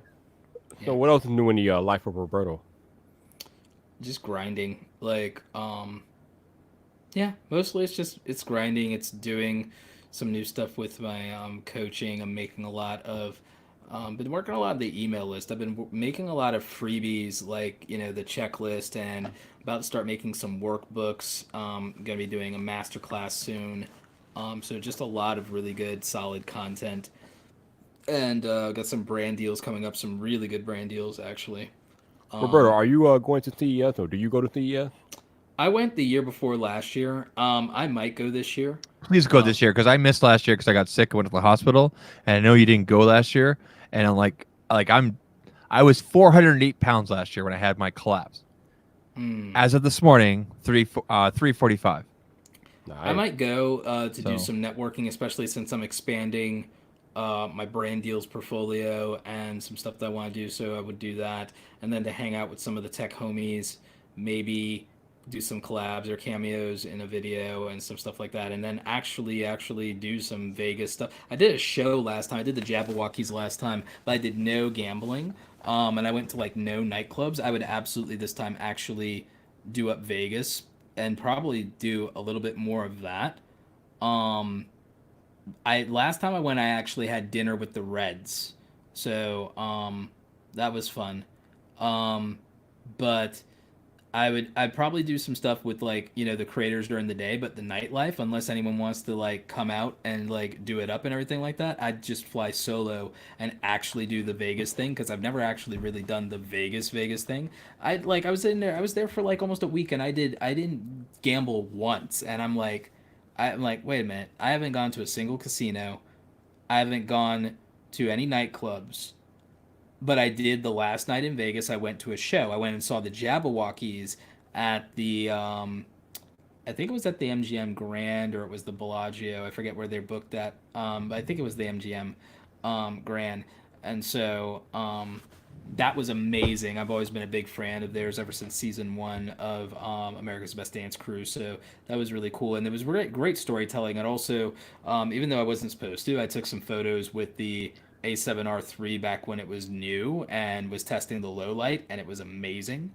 So yeah, I would go and I would actually do up Vegas, and I'd probably make even some video content. I'd probably actually bring like the Sony A6600 because I'd have that by then because I just said I'm gonna buy it. And, I have the sole purpose of meeting brands, making connections, and then whatever happens at night happens at night. But I'm also content with, because I know how much walking I'll be doing. You know how with CS is like it's not just Oh, it's you not get your 1,000 steps. It's not just the convention center. Like if you go to the Sands and this, like I definitely want to hit the Sands because Indigo guys are there and all that kind of stuff. But I'm there to make the connection. Whatever happens at night happens at night. I'm content, like I said, just back at the hotel room. But going to CES is like, it's like a $3,000 trip. Ooh. Yeah. Let me get this straight. You've been to Vegas, but never in your life have you been to a casino or nightclub or gamble while you were in Vegas. Did I hear that right? Yeah. See, we'll get together with TK, man. You are way too damn productive with your life. What are you doing? What are you doing, bro? Hustle. Yeah, that's what I'm doing, man. Man, at some point you gotta stop those and smell the roses, bro. Come on, man. You know what sucks is like last year I was supposed to hang out with Jason Nellis and that whole crew. Like he wanted me to hang out there, and now he's working for Facebook, so he's not doing that this year. Oh, that was a major opportunity to network with some big names last year. I'd love to talk to him about that. Well, I mean, there's a lot of stuff you can't talk about on the record, but I'd love to talk to him about it, even in back channel about. As far as I know, he's not doing it this year. I don't think he would be because he's not doing the unbox thing. Well, anymore, I'd like right? to talk to him about the Facebook stuff, like. Oh yeah, what it's like to be over there right now. Yeah. Apparently, they have snacks everywhere. I've seen the pictures. No, I feel like the media is intellectually dishonest about a lot of things, but specifically social media, because we want to talk about transparency and we want to talk about disclosures. They are not forced by the FTC or any other entity to disclose when they talk about influencers and when they talk about social media platforms. I think that they should be forced to put above the fold that they are discussing a direct competitor for advertising dollars. Because I think the average consumer should be reminded that at every time they read a headline that a publisher writes about either an influencer or a social media platform, that the general public should be reminded every single time that these media companies, these newspapers, these publishers are talking about a direct competitor for advertising dollars. Every single time.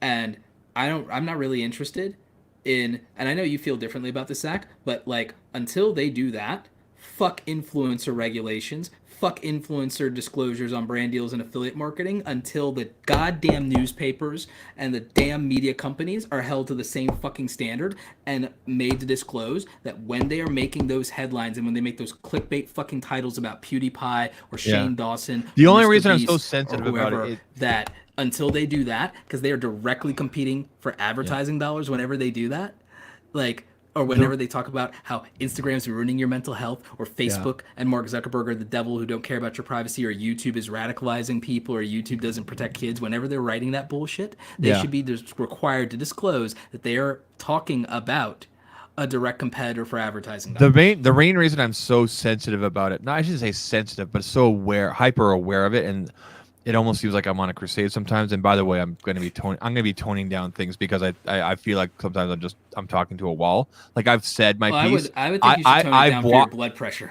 I've walked the walk, and I followed through earlier this year with my ballistic stuff by doing exactly what I was talking about. Okay. Yeah. So I talked the game and I did it, and I will be going forward. But the reason I'm so hyper, sensitive about that kind of stuff is because 3 strikes you're out. Mm-hmm. Do you know what I mean? And for anybody who thinks that now you might think, oh, the FTC is not going to come after. No. The FTC is not going to come after you. They're going to come after YouTube, just like they have now with this whole kid thing. They're going to do both. Yeah, exactly. And 2020 will be the year. I guarantee it, because Instagram has already started doing it. Mm-hmm. Okay? Instagram's already sent me emails saying, Zach, you post a lot of product shots. Do you have partnerships? And I've said, no, this is me. This is stuff I've purchased. Here are the receipts. I'm just doing it because people like seeing these kind of shots. You don't even have 10,000 followers in Instagram, and they're sweating you. They're not sweating me. They just sent me they sent an email asking some questions. If a multi-billion-dollar company bothered to send you an email yep. at your level. Yeah. Now, keep in mind, I had around 650 about a month and a half ago, and then I cleared out all the ghost and dumb accounts. But you're not even at 1,000. I know. And they're like, no, fuck that. Yeah. Fuck that. Crazy. It is what it is. Yeah. Instagram sent you emails asking about your product. I got a very nicely written email from Instagram from their influencer team, or from their creative team, because I've categorized, because there's 3 different levels of you can categorize yourself on Instagram. There's creator. I thought it was called influencer. It's actually called creator, business, or personal. Now, I was under personal before, and then one day I accidentally came across it. Hey, there's a creator or influencer. I was business, and now I'm creator. Yeah. So I switched it, and I can't really tell the difference. I still have the same insights and everything like that. But I did notice right away I was getting more like real engagement right away, like real people, like, hey, this is cool and everything. And that's when I found the whole restricted thing. And then I got a very nice email from that team, the creator influence team, whatever, saying, we noticed that you're posting a lot of product shots. Are you involved? Just so you know, if you're involved with brands, you need to click this. To which I replied, no, I'm not. But Nomad, for example, has sent me products in exchange for review, but I'm not doing anything paid with them. They've never paid me any dollars. That is bananas. Yeah. So, but you're not even 1,000 followers. No, sweating that. And again, they're doing it because then the government's leaning on them. But at a micro level, and then with how many kids are on Instagram and stuff, doing stuff and trying to do stuff and whatever, it's like I just like, it's a micromanage thing. And again, the average consumer, this is where I'm like really harsh on this individual responsibility. Mm-hmm. If you are naive enough to not believe that somebody's execution, even when it's altruistic, in some way benefits them, or at bare minimum is not to their detriment, and then you feel misled because of that, then you're a fucking idiot. Mm-hmm.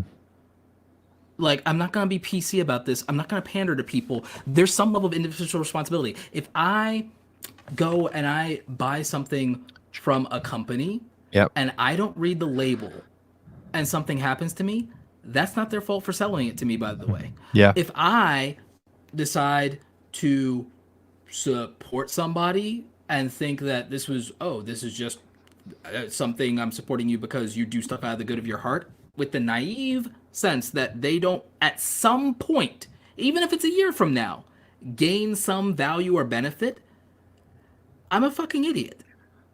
And I really, really, really struggle with being sympathetic for stupid people. And that makes me pretentious and egotistical and arrogant and an asshole, I guess. And I just have very little sympathy for stupidity. This reminds me of the argument out there that some people have about AirPods, about the OG AirPods being a bad product because they don't have the noise isolating They're seal not a on bad it. product. What the hell? The AirPods are popular not because they sound good, not because they look good, or I guess that's Because subjective. they're convenient. Because No. exactly, that's it. That's the No. only reason.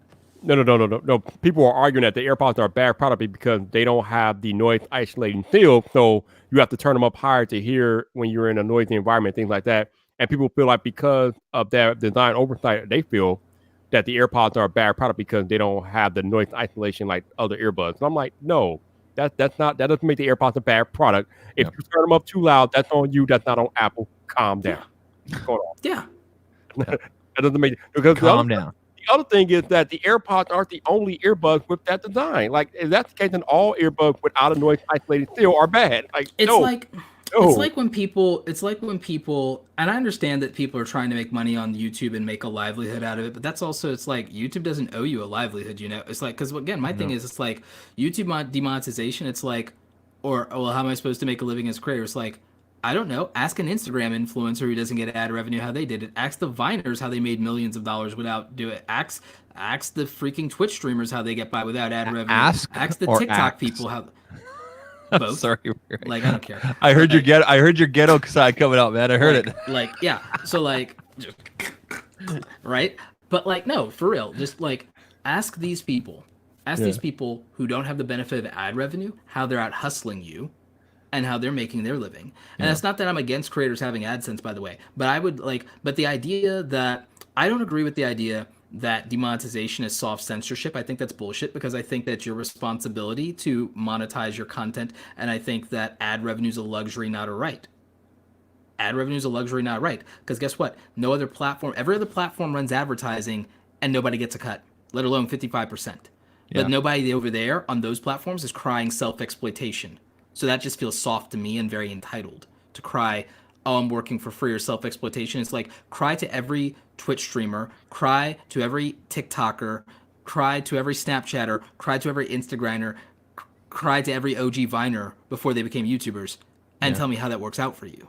Like, because ain't nobody over there crying about self-exploitation, and I guarantee you they've learned to hustle their brand deals better because they didn't have the luxury of ad revenue to lean on. I've been looking more at TikTok, and I've been looking at how like people have been blowing up, and I've written down some strategies and like that if I wanted to go over there. But the one thing I keep on coming back to is, okay, if I try to do this to try to, to gain revenue or to leverage, it's been proven. And I looked at some other TikTok accounts where guys did that, and they just dropped. People are like, no. Do you know what I mean? The Like, culture of that thing. Yeah. The culture of that thing, unless you've conditioned an audience that just loves you and will support you, the culture of that thing is so young that they are resistant to, and this has in some instances in certain verticals of YouTube become a problem. Like, gamers are afraid to sell to their audience and do anything because, of that. They come across as a sellout or whatever. Yeah, commentary, and it's again, and they ride this line of an edgy and younger audience, and like,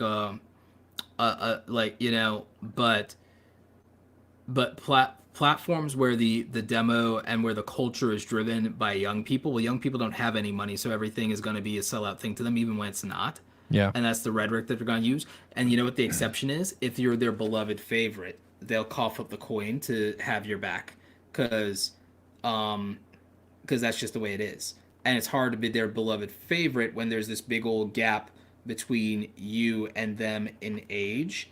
And then there's rhetoric that's going to have to stop, because now, like, because a lot of these, like, YouTubers that were, like, edgy and this or that pulled the whole for a decade, well, the audience has my back, I don't have to worry about these brands, and I don't have to do this and that, and then they painted themselves into the corner with that narrative. Yeah. So I think, so the thing is, but the thing is also, people do this blow up thing by not selling at all or doing anything monetized at all, and like, oh, of the people for the people. And I'll just say it, like, I think it's a mistake. It's something that, remember, I used to like constantly, and I've said this publicly, so it's not like talking about anyone's back and everything. I've constantly said this, the thing that worries me about like Drew and the model and the road he was going down as someone who grew up on YouTube and was then wanting, to do it for the culture and do these things, and but then that we know the gap and discrepancy in going down that road, especially now, versus doing brand deals. We know what the gap in that is. We know what the difference is in now going from making no money to being a larger content creator, being taxed, and then buying a house in California and being married, that the stress and levels of responsibility change and stuff like that. And then, he was candid about some of those changes when he did the podcast with John. So I'm not talking out of turn when I say these things, but like the gap and difference between doing that versus literally making 5 times as much money by doing brand deals, but vetting a list of brands that you actually believe in and care about would make a substantial difference for you and your family if you decide to do that, versus you take a little heat from like the vocal minority, who's, by the way, complaining about free fucking content, but still going to pay $13.50 to go watch ads in the movie theater. Yep. I always thought that, like, I've told Drew this before because he's been on here, for example, and we've talked about it and everything like that. I always felt that, he could do a simple, because I know what brands and things like that he likes using and everything like that. He can do a simple drop and, this brand did it, I use this every day kind of thing. He would be so good at it and turning them into memes. Yeah. So it's actually fun for the audience. Exactly. And as long as he explains that to the brand. He's so good at it. He's so good at the meme game, by the way. Yeah. And as long as all the credit in the world. as long as he explains that to the brands, like, this is how I'll present it, I think you're good to go. But I mean, it's frustrating because he had so much potential. Exactly. Right. Like, so much. Like, I wish I had his work ethic at his age. Yeah. That's why I've always admired about him. It's why, whether we agree or disagree on things, I've always put him on, and I've I still to this day put him in my slide decks at presentations and say, here's somebody who understands the culture and the platform. And that's why, for example, when Ballistic came to me and they said, hey, we want to do something, we want to do, can you do a free review for us? And plus we also want to do like an ad or showcase. It made sense. My very first video on YouTube is a Ballistic review. Yeah. And I've done a couple more after that. I literally showed you guys the receipts of that video. Like, I purchased from them, so it made sense. Now I've had other brands come to me, hey, will you do something similar? And I'm like, I haven't even heard of you guys, and they're offering me like twice as much money, and I'm like, it's ethically, it doesn't make sense. I've never heard you guys. I've never even used your stuff. I can't do that. I can't tell my audience about something and promote it when I haven't even used it or even heard of you guys. Do you know what I mean? Right. So, I think it's really important there. And we know there's tons of creators out there, not just on the tech side, but makeup and that'll hawk everything. And look, if you make something that you're proud of as far as your own product, or you use something and you love the brand, stop being scared to sell to your audience. Freaking stack up and you know what? Because they're gonna spend money with somebody. And Apple has no two ways about taking $1,000 of your money. They're gonna spend that money this year. They're gonna spend $1,000 this year with some brand. Some brand is gonna get somebody in your audience for $1,000. Why not you? Or where's your cut? If the transaction's going to happen, why is it not supporting you? Yeah. I just look at it that way. That sounds really ruthless, and I don't have a problem with sounding ruthless, because here's the thing. I'm tired of creators being starving artists, and I'm tired of them being somewhat cowardly with regard to worrying about the 5 jackholes in their comment section versus the 500 people that would willingly support them with their wallet because they want to invest in this content, because they want the content to exist, and they don't want to have to cry when the content doesn't exist anymore, because they're represented, they have a community, they want to support their community, they have a creator that shares their values and stands up for them, they want to support that with their wallet. They should be allowed to be able to support that with their wallet, and the 5 jackholes who are crying about the free content they're going can get the fuck out. So I guess I'm just cut from a different piece of cloth, I guess. But for myself personally, like, even when I was in sales with the distributor up here, when I left the distributor came back to me and said, hey, Zach, Pop Sockets is looking for a new Canadian rep. You always did a really good job selling their stuff. To which I went back to the person that gave me the opportunity, and I said, you know what? I really like Pop Sockets. I like their brand. I like their identity. I like what they do, but I don't personally use them. So for me to be a representative for Canada for Pop Sockets, it wouldn't make sense. To a point, because I think it's a 2 out of 3, because I think contextually, the thing that I keep saying is, I may not use something because my use case may not work for that anymore, or my taste might be too extravagant. I personally can't versus get my excited. audience can afford. But I'm just saying this is me, and this is where I differentiate, because I know where you are on that. Yeah, I personally cannot get excited about a product or a thing or a service unless I actually use it. It's very hard for me to get excited unless I actually use it. Like, are using it or have used it at some point? Both. So, for example, I've used whatever the upgrade was from. Have you never used a pop socket though? No, I have. I just didn't find them comfortable. But and for that point, and was it partly though because you have larger hands? Yeah, so I gave them feedback. I said, for guys like me with these big gorilla hands, because I'm a big guy, you guys need to do like a divot inside, like that. And they're actually developing something like that now. Yeah. Okay, so maybe now it'll be a better. I'll give you a little insider thing. There's a product on the market right now called the Otter Pop. So it's a combination of an Otter box case with a pop socket. The guys that started pop sockets used to work for Otter Box. When I toured OtterBox 3 years ago, they were working on that product. I got to see behind the scenes before it even came out. It was really cool. So it's a pop socket built into an OtterBox case called an Otter Pop. Anyway, so I said to him, I'd love to work for your company, but just don't find your stuff comfortable. And when you guys can do this and everything, we'll talk. So for example, and here's another example. Here's a Tier 5 drive, right? I do everything on the T5 drive. There's an upgrade from this. I think Marquez did a video on it. It's like a red Samsung. It's like ridiculously fast, whatever. I've used that once or twice. I can get excited about that. And I can talk about that, but I actually prefer this. You know why? It's better value. And I can still sub and do everything. I think you can make that argument. See, because here's the thing. Right. Like, I've used other video editors even once or twice. And here's the reality. I'm never going to leave any of them I'm never going to leave Premiere Pro for any of them. Yeah. I'd still recommend them to my audience. You know why?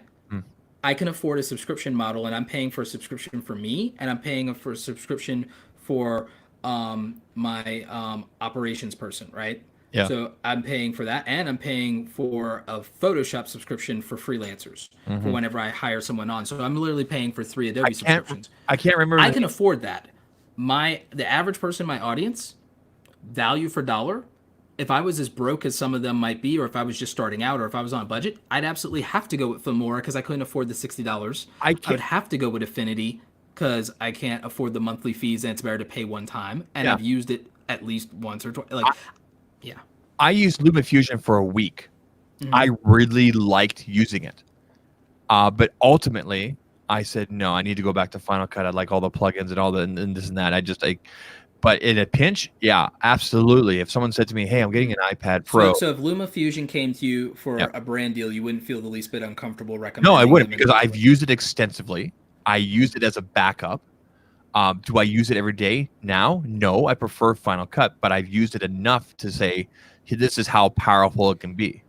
Now, not as a review, but as a mention, like the ad reads that John does. Yep.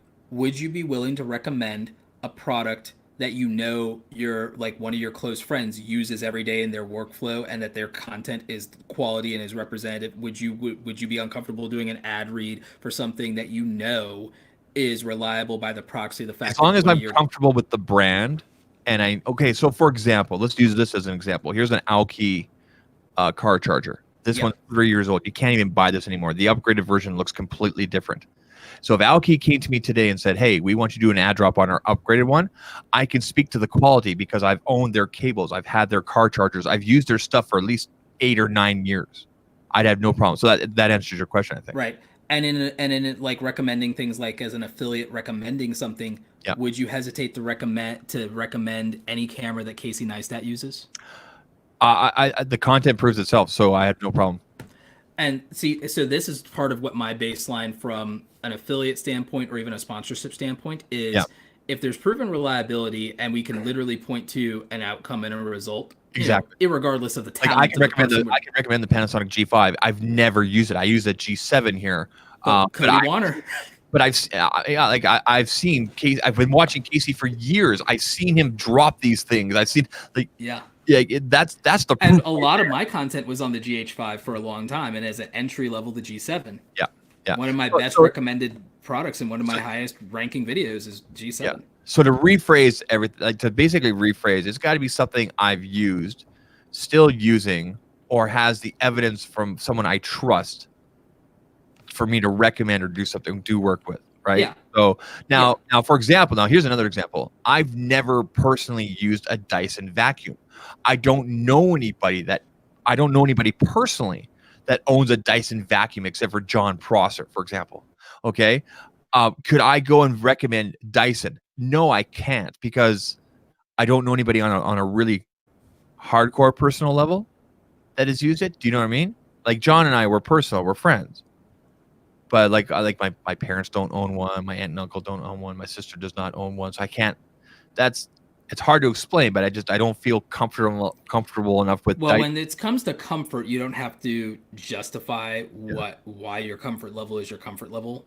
Like if we're talking about comfort on that and everything like that, but but for me, everything for me like mostly comes down more to a logical argument or a practical argument because like the reason I have trouble with ethical arguments is because it's so subjective and wishy-washy. Well, my ethics are I'm not yours. I'm not saying that mine are better, but like we both have. You and I both. You and I know this. You and I have very similar, but there are varying degrees depending, just like we're discussing right now. There's varying degrees of what, right? And I can't calibrate that for a wide diaspora of an audience's thing, so I never make a moral or ethical argument. I kind of like I believe that that's a very much to each their own thing, which is why I would never in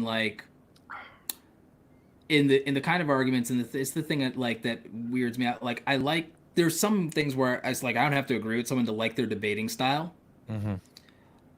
I think it's smart when Ben Shapiro just takes apart the logical or practical argument for something, and his opponents drill down into their moral grandstanding or their ethical arguments, when then he'll say, okay, I offended you, I'm still waiting for you to make your point. Like, I love when he does that, not from a human standpoint, because that feels like I know that his tactic is literally just to humiliate the other person, but it's a smart debate tactic, and this is why I think I'll do very well in Saturday Night Tech Fights, by the way, is because I can't wait to have you on. I can't wait to see you on that, because it's a very smart thing to do. It's a very smart thing to do to disregard the emotional or ethical argument somebody makes and force them to define a logical or practical parameter for what they're saying, which is very hard for them to do, because then they can't come up with one usually, because they were trying to emotionally appeal to everybody else's again, remember how I just dissected the COPPA BS? It's okay, no one's against protecting children on the internet.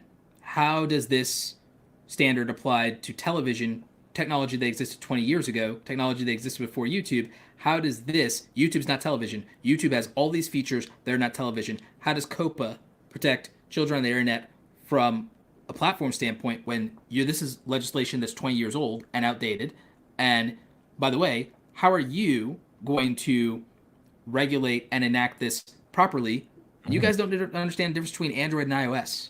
How do we trust you guys to do that? And then how do we trust that you guys have our best interests at heart versus just fleecing us and the platform for money, when you literally refer to us as fish in a barrel that you're going to shoot, and YouTube is the barrel and the creators is the fish? How is any creator supposed to support you? Oh, wait, you'll use the moral smokescreen of, if you don't support this, you don't care about the children. And you'll use that moral argument and BS to trick them into leverage the average consumer, because everybody wants to protect kids. This is just a moral grandstanding argument, and that's why you're full of shit, and why you can't be trusted to regulate anything. And, I'll trust it when you're no longer in charge of it, and when you actually put smart people that can write a line of goddamn code in, then I'll hear what they have to say. Or when you invite creators to the table, instead of looking at them as fish in a barrel that you're going to shoot and eat, and you actually treat them like respected entrepreneurs whose livelihoods are put at stake through your needless government overreach, as per usual, for your own benefit, for your own economic benefit, then I'll reconsider it.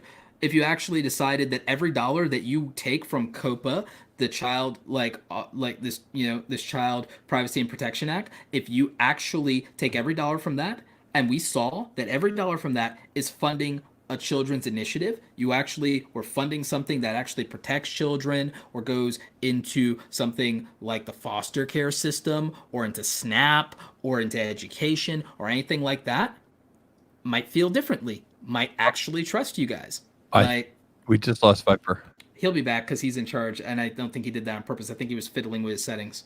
But like, we'll keep everyone entertained in the meantime. But you see what I'm saying is like dissecting somebody's argument by calling out either the logical fallacies in their argument, the lack of a practical execution or implementation in their argument, or calling them out on their moral grandstanding instead of pandering to it, and then saying, yeah, you're making an emotional argument, which I have no interest in.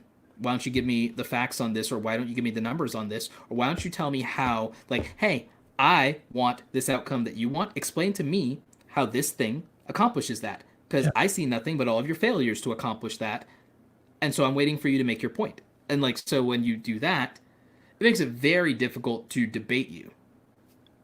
I don't mean to change. Okay, thank God. My food is 6 minutes away. Oh, sweet. So I was hoping I didn't want to abandon I didn't want to abandon Roberto. Be like, sorry, dude, I gotta go eat. But I figured Viper is back. I figured you'd understand because we know how much you like to eat. So that being said, I have a delicious smoked meat sandwich on its way here. I will take pictures. Well, one quick thing, because there was a word you were going to get in. Someone brought it up in the comments. What were you going to say about that?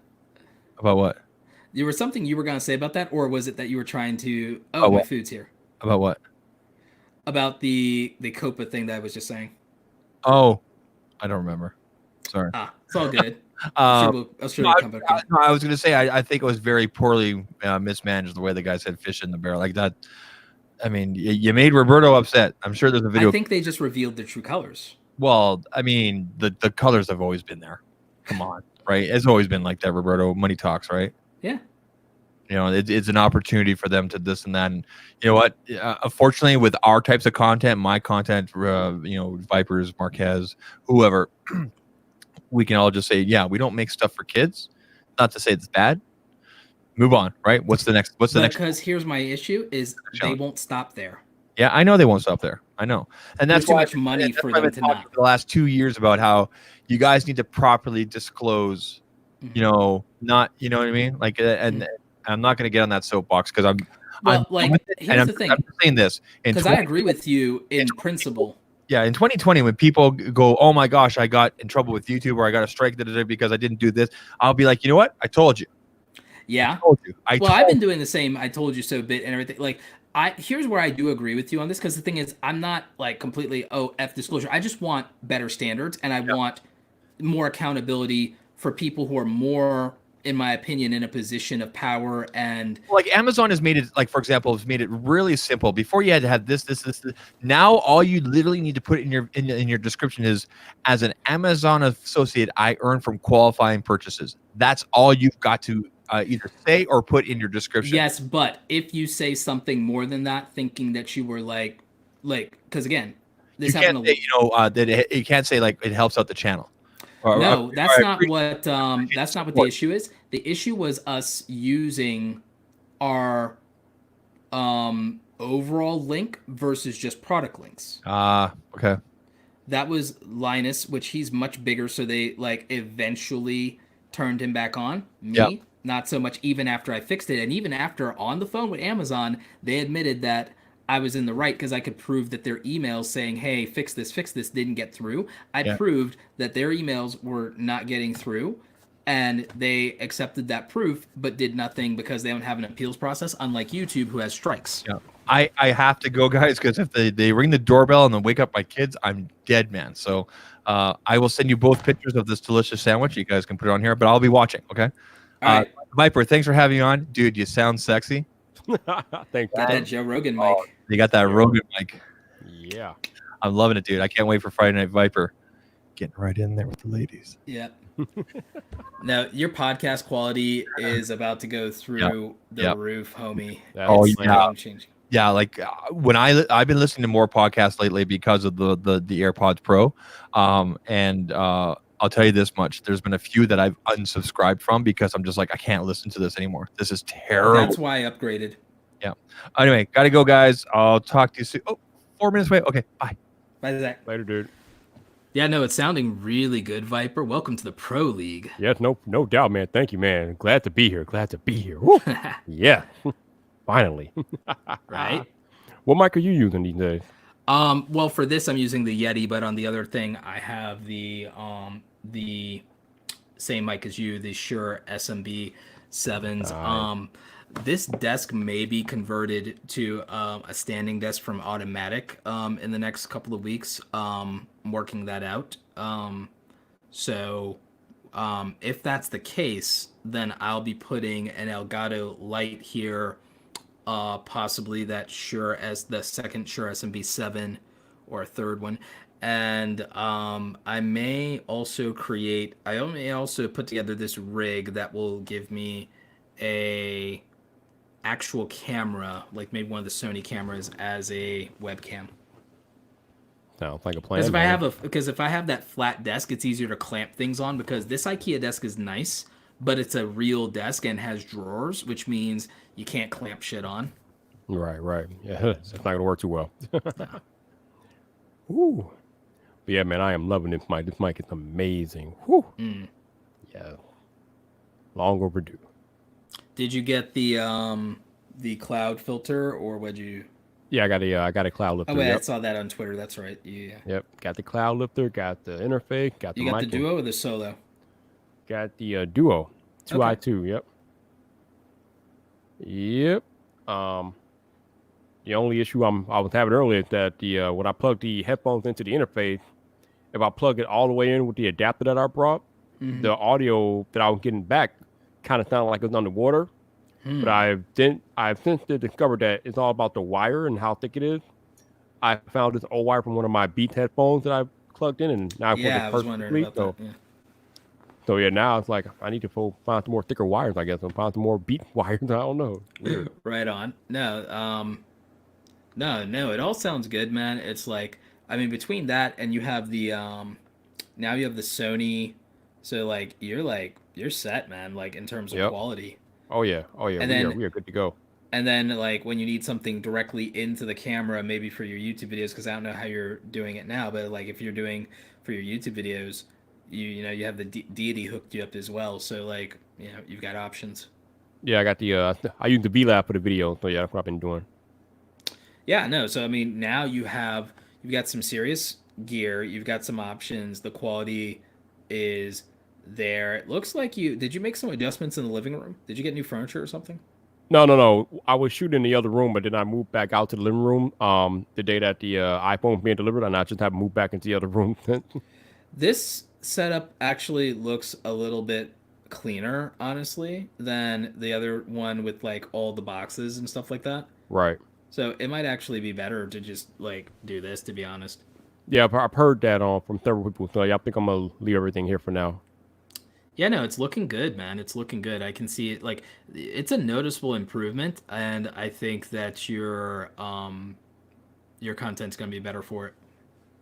That is the plan, man. That is the plan. It was kind of irking me having everybody come on my podcast sounding better than me. I'm like, this got to stop. This has to stop, man. Yeah. Yeah, no. In fact, actually, for my co-host for my coaching live streams and my webinars, I'm actually looking at sending her a better microphone so that she's got some audio quality there. Probably that and a webcam, honestly. There you go, man. Good way to be. Yep. Now I take care of my people. Yes, you do. No doubt about it, man. No doubt about it. Yeah, no. I was like, and by the way, sorry about like literally all the F-bombs on this thing. The FTC just has me pissed. Like, the FCC won't let us be. Yeah, it's much to do about nothing. The funny thing is, every time they make these regulations, there's just going to be other loopholes that surface and people will exploit and get around it. So the bad actors are the bad actors. It's exactly. kind of like, I mean, there's only so much you can do, and the platform has more incentive to rein things in without government interference. And just the fact that they've been slow to do it, well, that's a resourcing problem. And the thing is, it hasn't been that harmful. And there are more harmful, like I keep saying it, it's like there are bigger big bads than big tech. And even on their worst day, they're still doing more good than harm in the world, which I cannot say about most other things. Mm-mm. And And it they're was like you, disproportionately benefiting the economy. So, like, I'm like, let it and it ride. was like we were talking about earlier. When you try to do all these initiatives to protect children, the only way that children are going to be protected with their parents doing what they're supposed to do and monitoring what their kids are doing online. Like YouTube's not gonna be able to do anything about that too much. The government can't do nothing about that. The parents have to start. It starts and ends in the home with the parent, man. And if we want to give parents and people more latitude, because I understand the argument. I've always made the argument that it's hard to monitor what your kids are doing when you're spending more because on and everything.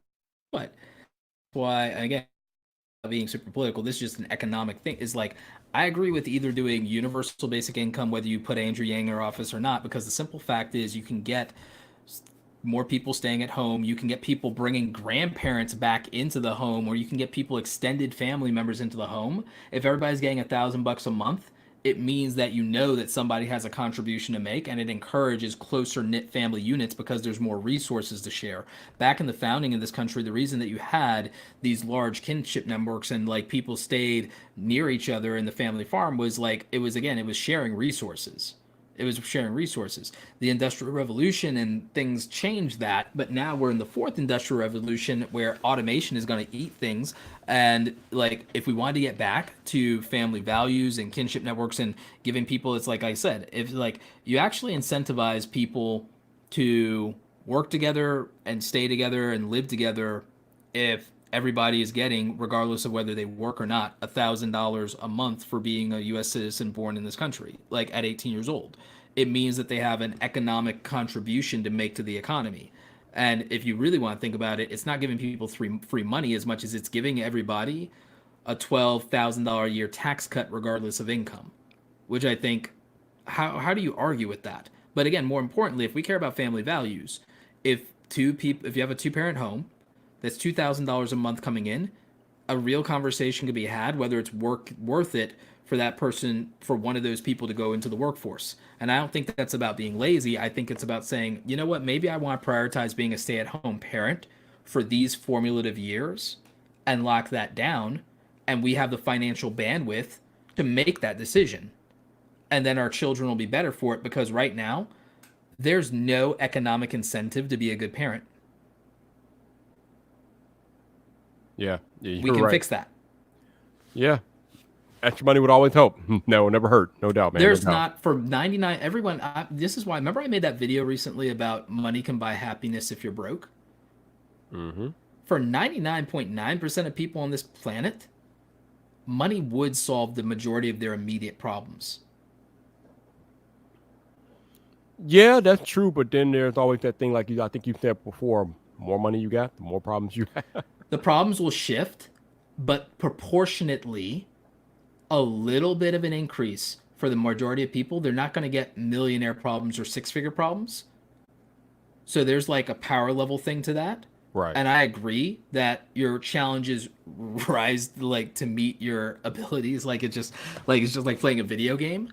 Mm-hmm. But there's a level where that is not so bad, and where you feel at least a little bit of relief, or at least less stress. Yep, I completely agree. No doubt, man. No doubt. I think most people would agree with that. I think it just sounds cool to say that like money can't solve your problems. And I'm the first person to say, look at Robin Williams, Chester Bennington, Kate Spade. Like being rich doesn't like, but it's like, but we're not talking about necessarily being rich and that, yeah. And like, yeah, I don't believe, oh, I'd rather cry in my Lamborghini. It's like, no, I'd rather smile in my Toyota, as Gary Vee would say. Like, yes, but there's a catch. The catch is, smiling in your Toyota is fine if you're not also sleeping in it. Mm-hmm.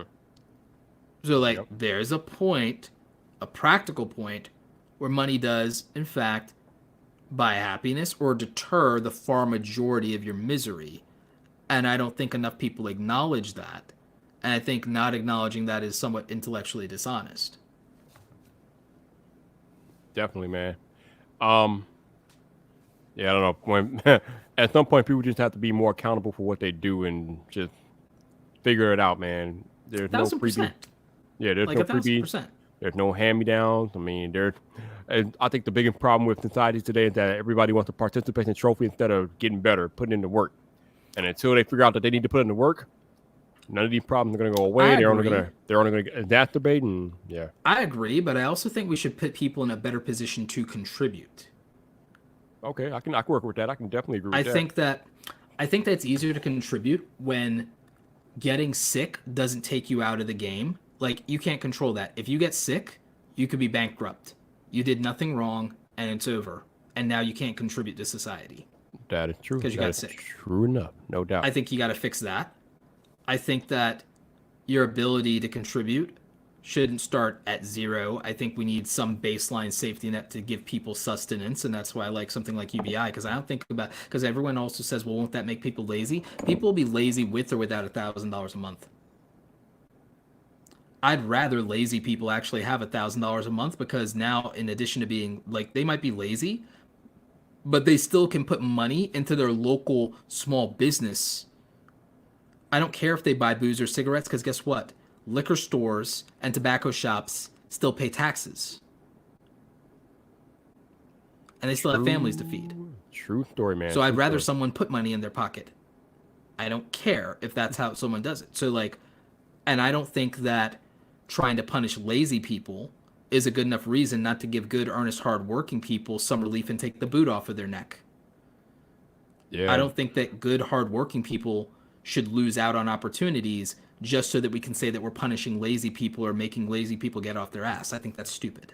Yeah, some of the things that happen in our world are always ass backward. But on that note, I'm about to end it here. Yeah. Getting a little late, and I got to go. Thank What you you guys. got tomorrow going on? What you got going on tomorrow? I got nothing going on tomorrow. Okay. I thought you had like a video dropping or something. No, I haven't done an actual video in about a week. I need to get on that. Yeah, maybe you need to drop a video tomorrow. Going on. Yeah, I think I will be working on that. But other than that, thank you guys for tuning into the live stream. I appreciate it. Hanging out with me twice today. Roberto and Zach, thank you for joining me tonight. I appreciate it. And on that note, we are out of here. You all have a good night, and I will talk to you soon.